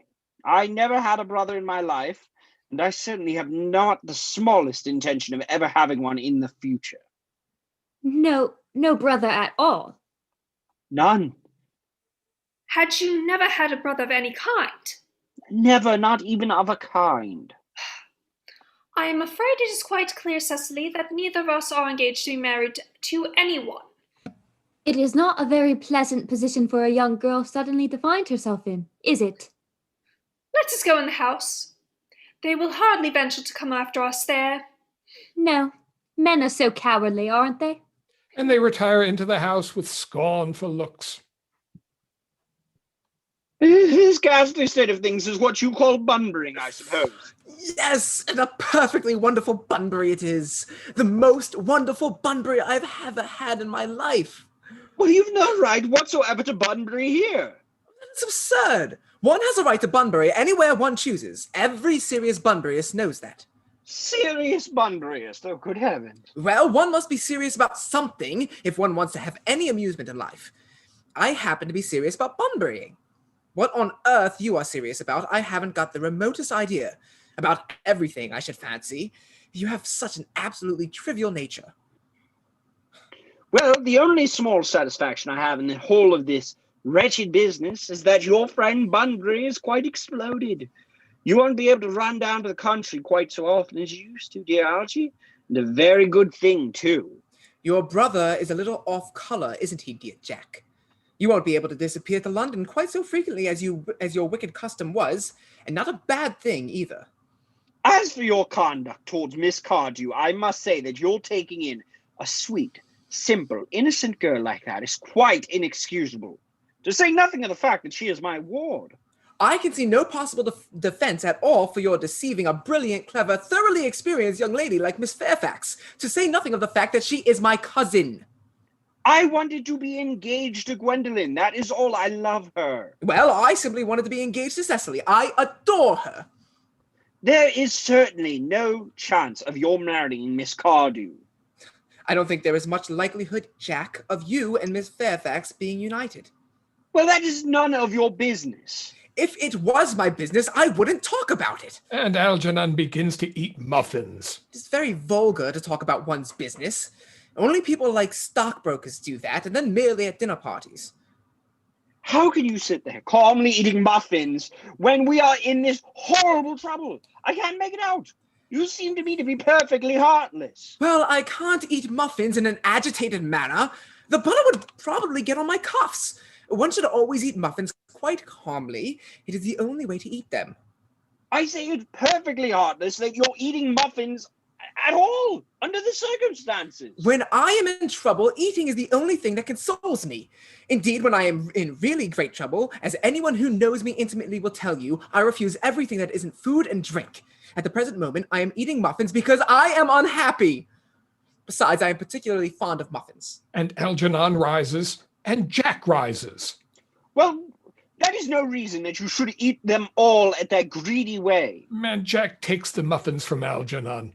Algernon offers tea cake. I wish you would have tea cake instead. I don't like tea cake. Oh, good heavens, I suppose a man may eat his own muffins in his own garden. But you have just said it was perfectly heartless to eat muffins.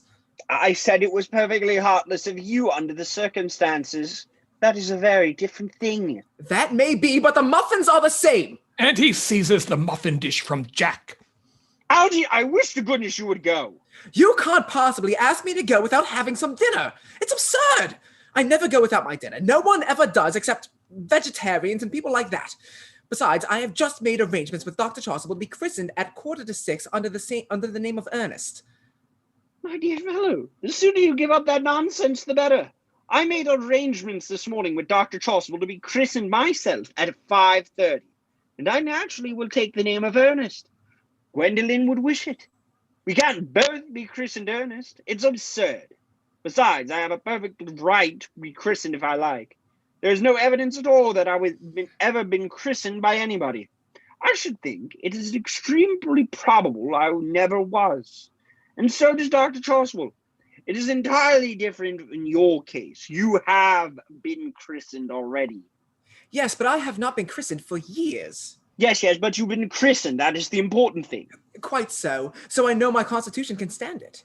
If you are not quite sure of your ever having been christened, I must say, I think it rather dangerous you are venturing on it now. It might make you very unwell. You can hardly have forgotten that someone very closely connected with you was very nearly carried off this week in Paris by a severe chill. Yes, but you said that a severe chill was not hereditary. Oh, it used to be, I know. But I dare say it is now. Science is always making wonderful improvements in things. Jack picks up the muffin dish. Oh, that is nonsense. You are always talking nonsense. Jack, you are at the muffins again. I wish you wouldn't. There are only 2 left. And Algernon takes them. I told you I was particularly fond of muffins. But I hate tea cake. Why on earth, then, do you allow tea cake to be served up for your guests? What ideas you have of hospitality. Algernon, I have already told you to go. I don't want you here. Why don't you go? I haven't quite finished my tea yet, and there are still 1 muffin left. Jack groans and sinks into a chair. Algernon still continues eating. End of act.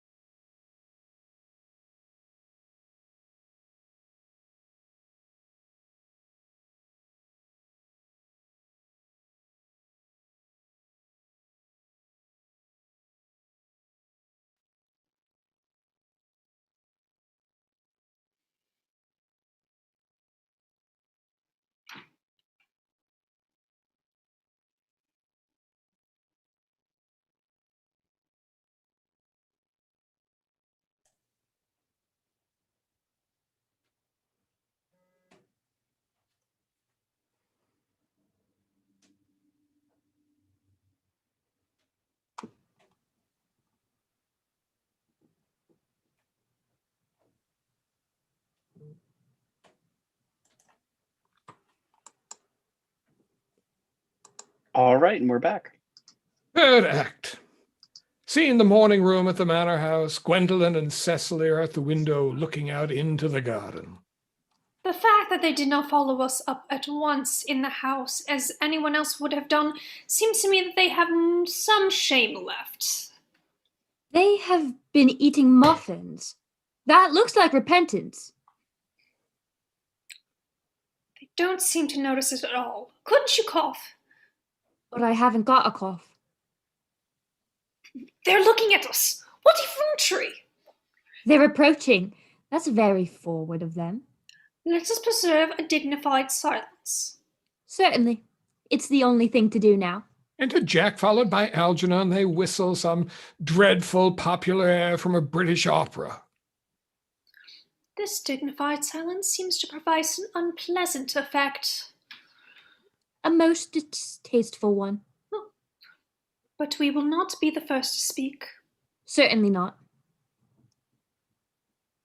Mr. Worthing, I have something very particular to ask you. Much depends on your reply. Gwendolen, your common sense is invaluable. Mr. Moncrief, kindly answer me the following question. Why did you pretend to be my guardian's brother? In order that I might have an opportunity of meeting you. That certainly seems a satisfactory explanation, does it not? Yes, dear. If you can believe him. I don't. But that does not affect the wonderful beauty of his answer. True. In the matters of grave importance, style, not sincerity, is a true vital thing. Mr. Worthing, what explanation can you offer me for pretending to have a brother? Was it in order to have you might have an opportunity of coming up to town to see me as often as possible? Well, can you doubt it, Miss Fairfax? I have the gravest doubts upon the subject, but I intend to crush them. This is not the moment of German skepticism. Gwendolen moves to Cecily. Their explanations seem to be quite satisfactory, especially Mr. Worthing's, but that seems to me to stamp of truth on it. I am more than content with what Mr. Moncrief said. His voice alone inspires one with absolute credulity. Then do you think we should forgive them? Yes. I mean, no. True. I had forgotten there is a principle at stake that one cannot surrender. Which of us shall tell them the task is not a pleasant one? Could we not both speak at the same time? An excellent idea! I nearly always speak at the same time as other people. Will you take the time for me? Certainly. Your Christian names are still an insuperable barrier. That is all. Our Christian names. Is that all? But we are going to be christened this afternoon. For my sake, are you prepared to do this terrible thing? I am. To please me, are you ready to face this fearful ordeal? I am. How absurd to talk about the equality of sexes. Where the questions of self-sacrifice are concerned, men are infinitely beyond us. We are? And he clasps hands with Algernon. They have moments of physical courage of which we women know absolutely nothing. Darling. Darling. They fall into each other's arms. Enter Merriman. When he enters, he coughs loudly, seeing the situation. Lady Bracknell. Oh, good heavens. Enter Lady Bracknell. The couple separate in alarm and exit Merriman. Gwendolen, what does this mean? Merely that I am engaged to be married to Mr. Worthing, Mamma. Come here. Sit down. Sit down immediately. Hesitation of any kind is a sign of mental decay in the young or physical weakness in the old. Apprised, sir, of my daughter's sudden flight by her trusty maid, whose confidence I purchased by means of a small coin, I followed her at once by a luggage train. Her unhappy father is, I am glad to say, under the impression that she is attending a more than usually lengthy lecture by the University Extension Scheme on the influence of a permanent income on thought. I do not propose to undeceive him. Indeed, I have never undeceived him on any question. I would consider it wrong. But of course, you will clearly understand that all communication between yourself and my daughter must cease immediately from this point. On this point, as indeed on all points, I am firm. I am engaged to be married to Gwendolen, Lady Bracknell. You are nothing of the kind, sir. And now, as regards Algernon. Algernon, Yes, Aunt Augusta. may I ask if it is in this house that your invalid friend, Mr. Bunbury, resides? Oh, no. Bunbury doesn't live here. Bunbury is somewhere else at present. In fact, Bunbury's dead. Dead? When did Mr. Bunbury die? His death must have been extremely sudden. Oh, I killed Bunbury this afternoon. I mean, poor Bunbury died this afternoon. And what did he die of? Bunbury? Oh, he was quite exploded. Exploded? Was he the victim of a revolutionary outrage? I was not aware that Mr. Bunbury was interested in social legislation. If so, he was well punished for his morbidity. My dear Aunt Augusta, I mean he was found out. The doctors found out that Bunbury could not live, that is what I mean, so Bunbury died. He seems to have had great confidence in the opinion of his physicians. I'm glad, however, that he made up his mind at last to some definite course of action and acted under proper medical advice. And now that we have finally got rid of this Mr. Bunbury, may I ask, Mr. Worthing, who is that young person whose hand my nephew Algernon is now holding in what seems to be a peculiarly unnecessary manner? That lady is Miss Cecily Cardew, my ward. Lady Bracknell bows coldly to Cecily. I am engaged to be married to Cecily, Aunt Augusta. I beg your pardon. Mr. Moncrief and I are engaged to be married, Lady Bracknell. Lady Bracknell shivers, crosses to the sofa, and sits down. I do not know whether there is anything peculiarly exciting in the air of this particular part of Hertfordshire, but the number of engagements that go on seems to me considerably above the proper average that statistics have laid down for our guidance. I think some preliminary inquiry on my part would not be out of place. Mr. Worthing, is Miss Cardew at all connected with any of the larger railway stations in London? I merely desire information. Until yesterday, I had no idea there were any families or persons whose origin was a terminus. Jack looks perfectly furious, but restrains himself. Miss Cardew is the granddaughter of the late Mr. Thomas Cardew of 149 Belgrave Square, Southwest, Rivase Park, Dorking, Surrey, and the Sporran, 5th shire NB. That sounds not unsatisfactory. 3 addresses always inspire confidence, even in tradesmen. But what proof have I of their authenticity? I have carefully preserved the court guides of the period. They are open to your inspection, Lady Bracknell. I have known strange errors in that publication. Miss Cardew's family solicitors are Messrs. Markby, and Markby. Markby, and Markby, a firm of the highest position in their profession. Indeed, I am told that one of the Mr. Markbys is occasionally to be seen at dinner parties. So far, I am satisfied. How extremely kind of you, Lady Bracknell. I have also in my possession, you will be pleased to hear, certificates of Miss Cardew's birth, baptism, whooping cough, registration, vaccination, confirmation, and the measles, both the German and the English variety. Ah, a life crowded with incident, I see, though perhaps somewhat too exciting for a young girl. I'm not myself in favor of premature experiences. Lady Bracknell rises, looks at her watch. Gwendolen, the time approaches for our departure. We have not a moment to lose. As a matter of form, Mr. Worthing, I had better ask you if Miss Cardew has any little fortune.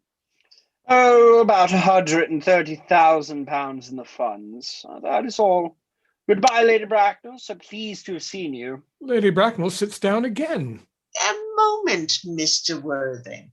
£130,000. And in the funds. Miss Carter seems to me a most attractive young lady, now that I look at her.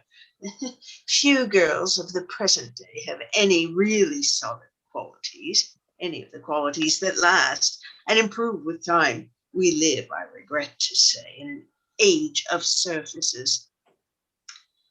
Come over here, dear. Cecily goes across. Pretty child. Your dress is sadly simple, and your hair seems almost as nature might have left it, but we can soon alter that. A thoroughly experienced French maid produces a really marvelous result in a very brief space of time. I remember recommending one to young Lady Lansing, and after 3 months, her own husband did not know her. And after 6 months, nobody knew her. Lady Bracknell glares at Jack for a few moments, then bends with a practiced smile to Cecily. Kindly turn around, sweet child. Cecily turns completely round. No, the side view is what I want. Cecily presents her profile. Yes, quite as I expected. There are distinct social possibilities in your profile. The 2 weak points in our age are its want of principle and its want of profile. The chin, a little higher, dear. The style largely depends on the way the chin is worn. They're worn very high just at present. Algernon. Yes, Aunt Augusta. There are distinct social possibilities in Miss Cardew's profile. Cecily is the sweetest, dearest, prettiest girl in the whole world, and I don't care tuppence about her social possibilities. Never speak disrespectfully of society, Algernon. Only people who can't get into it do that. Dear child, of course you know that Algernon has nothing but his debts to depend upon, but I do not approve of mercenary marriages. When I married Lord Bracknell, I had no fortune of any kind, but I never dreamed for a moment of allowing that to stand in my way. Well, now I suppose I must give my consent. Thank you, Aunt Augusta. Cecily, you may kiss me. Cecily kisses her. Thank you, Lady Bracknell. You may also address me as Aunt Augusta for the future. Thank you, Aunt Augusta. The marriage, I think, had better take place quite soon. Thank you, Aunt Augusta. Thank you, Aunt Augusta. To speak frankly, I'm not in favor of long engagements. They give people the opportunity of finding out each other's character before marriage, which I think is never advisable. I beg your pardon for interrupting you, Lady Bracknell, but this engagement is quite out of the question. I am Miss Cardew's guardian, and she cannot marry without my consent until she comes of age. That consent I absolutely decline to give. Upon what grounds, may I ask? Algernon is an extremely, I may almost say, an ostentatiously eligible young man. He has nothing, but he looks everything. What more can one desire? It pains me very much to have to speak frankly to you, Lady Bracknell, about your nephew, but the fact is that I do not approve at all of his moral character. I suspect him of being untruthful. Algernon and Cecily look at him in indignant amazement. Untruthful? My nephew Algernon? Impossible. He is an Oxonian. I fear there can be no possible doubt about the matter. This afternoon, during my temporary absence in London on an important question of romance, he obtained admission to my house by means of the false pretense of being my brother. Under an assumed name, he drank, I've been informed by my butler, an entire pint bottle of my Perrier Jus Brut 89 wine, especially reserving for myself. Continuing this disgraceful deception, he succeeded in the course of the afternoon in alienating the affection of my only ward. He subsequently stayed to tea and devoured every single muffin. And what makes his conduct all the more heartless is that he was perfectly well aware from the first that I have no brother, that I never had a brother, and that I don't intend to have a brother, not even of any kind. I distinctly told him so myself yesterday afternoon. Mr. Worthing, after careful consideration, I've decided entirely to overlook my nephew's conduct to you. That is very generous of you, Lady Bracknell. My own decision, however, is unalterable. I decline to give my consent. Come here, sweet child. Cecily goes over. How old are you, dear? Well, I am really only 18, but I always admit to 20 when I go to evening parties. You are perfectly right in making some slight alteration. Indeed, no woman should ever be quite accurate about her age. It looks so calculating. 18, but admitting to 20 at evening parties, well, it will not be very long before you are of age and free from the restraints of tutelage, so I don't think your guardian's consent is, after all, a matter of any importance. Pray excuse me, Lady Bracknell, for interrupting you again. But it is only fair to tell you that according to the terms of her grandfather's will, Miss Cardew does not come legally of age until she is 35. That does not seem to me a grave objection. 35 is a very attractive age. London society is full of women of the very highest birth who have, of their own free choice, remained 35 for years. Lady Dumbleton is an instance in point. To my own knowledge, she has been 35 ever since she arrived at the age of 40, which was many years ago now. I see no reason why our dear Cecily should not be even still more attractive at that age you mention than she is at present. There will be a large accumulation of property. Algie, could you wait for me till I was 35? I could. Cecily, you know I could. Yes, I felt it instinctively. But I couldn't wait all that time. I hate waiting even 5 minutes for anybody. It always makes me rather cross. I'm not punctual myself, I know, but I do like punctuality in others, and waiting, even to be married, is quite out of the question. Then what is to be done, Cecily? I don't know, Mr. Moncrief. My dear Mr. Worthing, as Miss Cardew states positively that she cannot wait till she is 35, a remark which I am bound to say seems to me to show a somewhat impatient nature, I would beg of you to reconsider your decision. Oh, but my dear Lady Bracknell, the matter is entirely in your own hands. The moment you consent to my marriage with Gwendolen, I will most gladly allow your nephew to form an alliance with my ward. Lady Bracknell rises and draws herself up. You must be quite aware that what you propose is out of the question. Then a passionate celibacy is all that any of us can look forward to. That is not the destiny I propose for Gwendolen. Algernon, of course, can choose for himself. Lady Bracknell pulls out her watch. Come, dear. Gwendolen rises. We have already missed 5, if not 6 trains. To miss any more might expose us to comment on the platform. Enter Dr. Chasuble. Everything is quite ready for the christenings. The christenings, sir?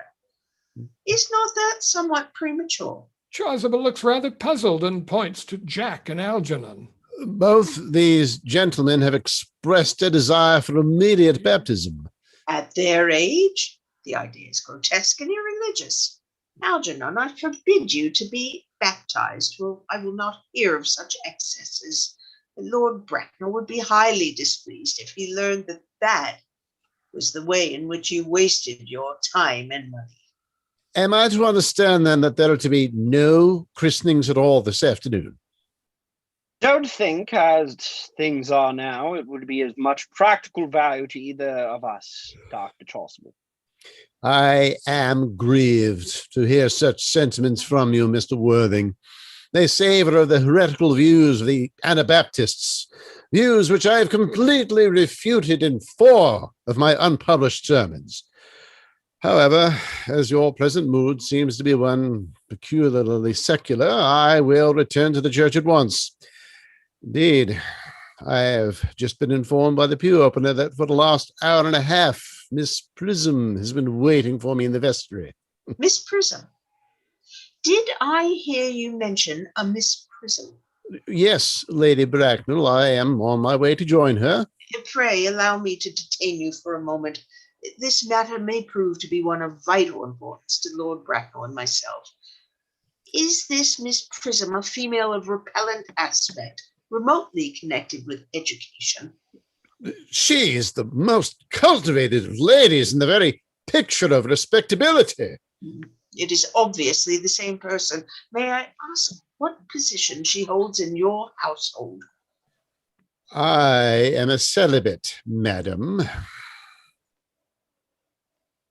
Miss Prism, Lady Bracknell, has been for the last 3 years Miss Cardew's esteemed governess and valued companion. In spite of what I hear of her, I must see her at once. Let her be sent for. She approaches. She is nigh. Enter Miss Prism hurriedly.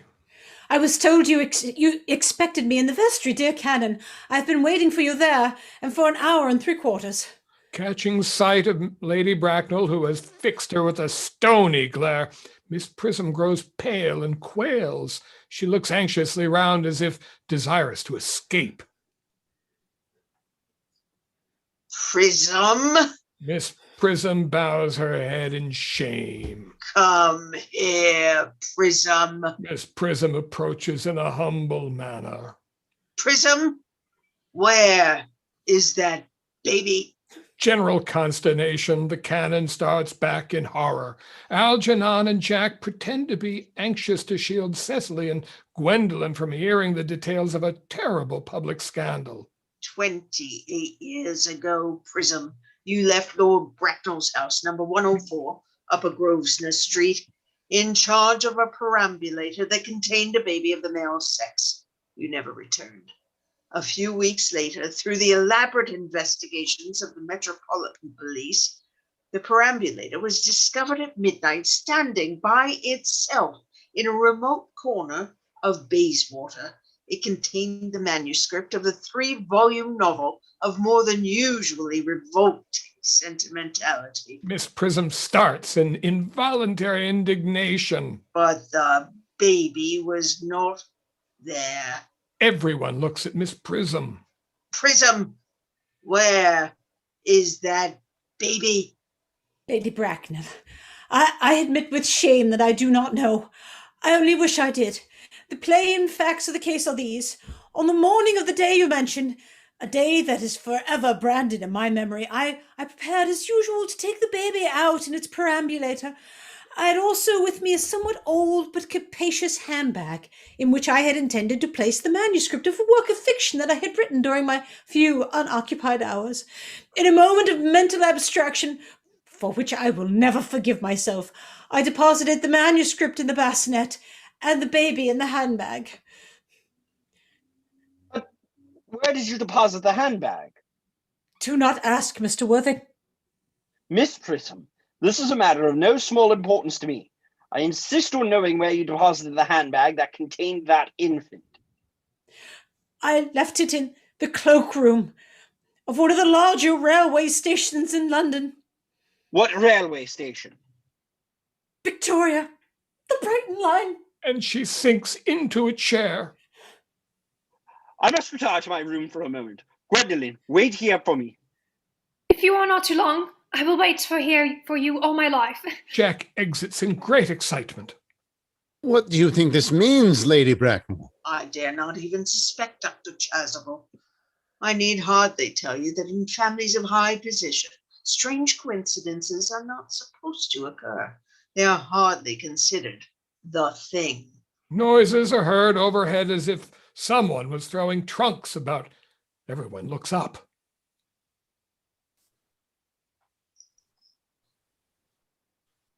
Uncle Jack seems very strangely agitated. Your guardian has a very emotional nature. This noise is extremely unpleasant. It sounds as if he was having an argument. I dislike arguments of any kind. They are always vulgar and often convincing. Well, it has stopped now. I wish you would arrive at some conclusion. This suspense is terrible. I hope it will last. Jack enters with a handbag of black leather in his hand. Jack rushes over to Miss Prism. Is this the handbag, Miss Prism? Examine it carefully before you speak. The happiness of more than one life depends on your answer. It seems to be mine. Yes, here is the injury it received through the upsetting of a Gower Street omnibus in younger and happier days. Here is the stain on the lining caused by an explosion of a temperance beverage, an incident that occurred in Leamington. And here, the lock. On the lock are my initials. I'd forgotten that in an extravagant mood I'd had them placed there. The bag is undoubtedly mine. I'm delighted to have it back so unexpectedly restored to me. It has been a great inconvenience being without it all these years. Miss Prism, more is restored to you than this handbag. I was the baby you placed in it. You? Jack embraces her. Yes, Mother. Miss Prism recoils in indignant astonishment. Mr. Worthing, I'm unmarried. Unmarried? Do not deny that is a serious blow. But after all, who has the right to cast a stone against one who has suffered? Cannot repentance wipe away an act of folly? Why should there be one law for men and another for women? Mother, I forgive you. He tries to embrace her again. Mr. Worthing, there is some error. Prism points to Lady Bracknell. There is the lady who can tell you who you really are.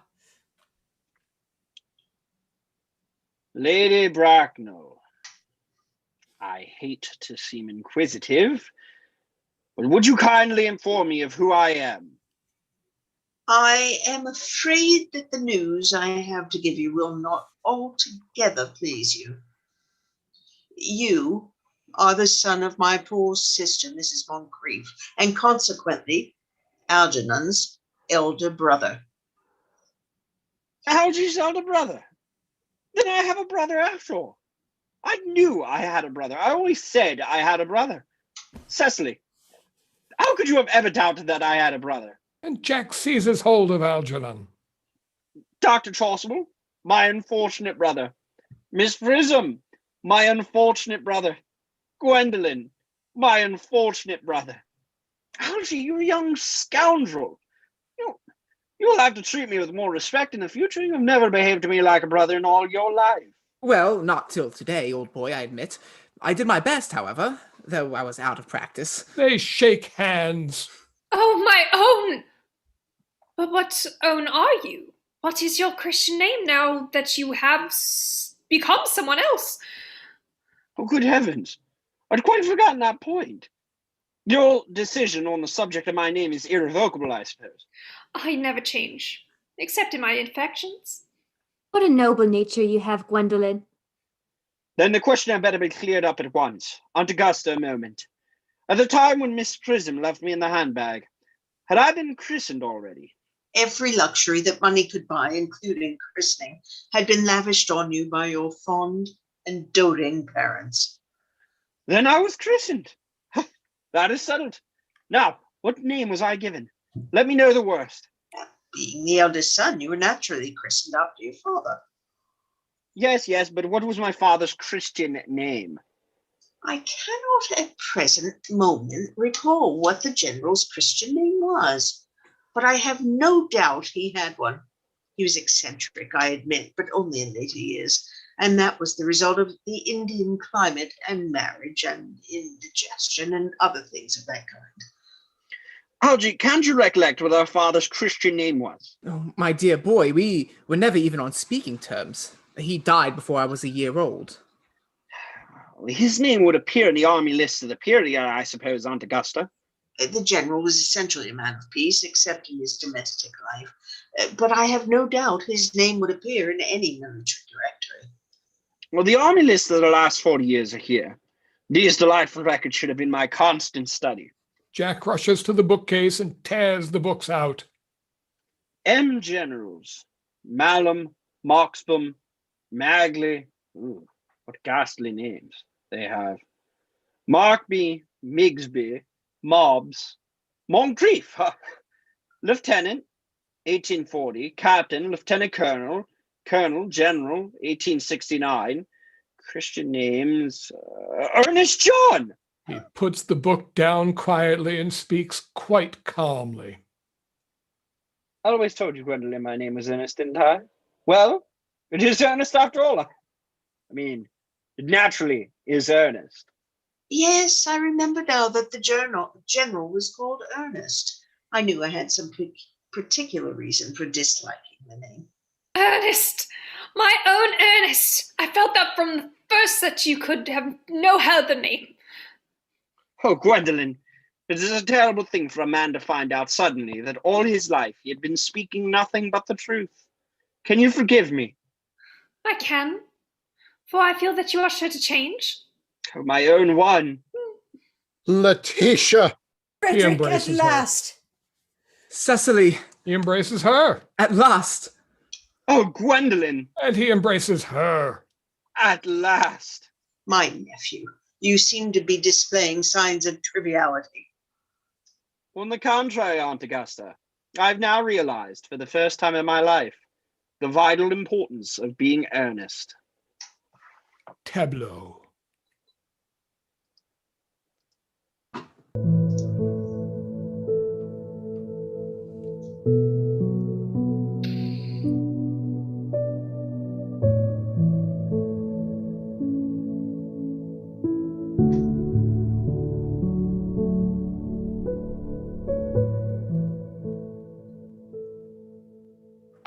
All right. Thank you, everybody, for joining us in this. Again, my name is Steve Travers. I was playing Ernest Worthing. We have John Barker, who played Reverend Chasuble. Gwen Armstrong Barker, who played Miss Prism. Nick Johnson, who was playing. Lane and Merriman. We have Lauri Jacobs, who was playing. Lady Bracknell, Leigh Jacobs, who was playing our. Narrator. Alex Ross, who played. Algernon Moncrief. Ali Batot, who played. Cecily Cardew. I hope I pronounced her name right. And then we have Taylor Rouillard, who was playing. Gwendolyn Fairfax. Thank you all again so much. I appreciate you joining me on this. This was the happiest of birthdays, and I'm glad I could have all of my friends, family, and people I know and love join us in this. And I'm so excited that I got to work with such great actors and actresses. I hope you'll all join us again. Next month, John Barker is doing a show as well. I will be in that one. I will be posting some information about that. I don't want to take more of your time up, but I do appreciate everybody for joining us today, and I hope you all have a wonderful night. Thank you, and God bless. All right. And we're off.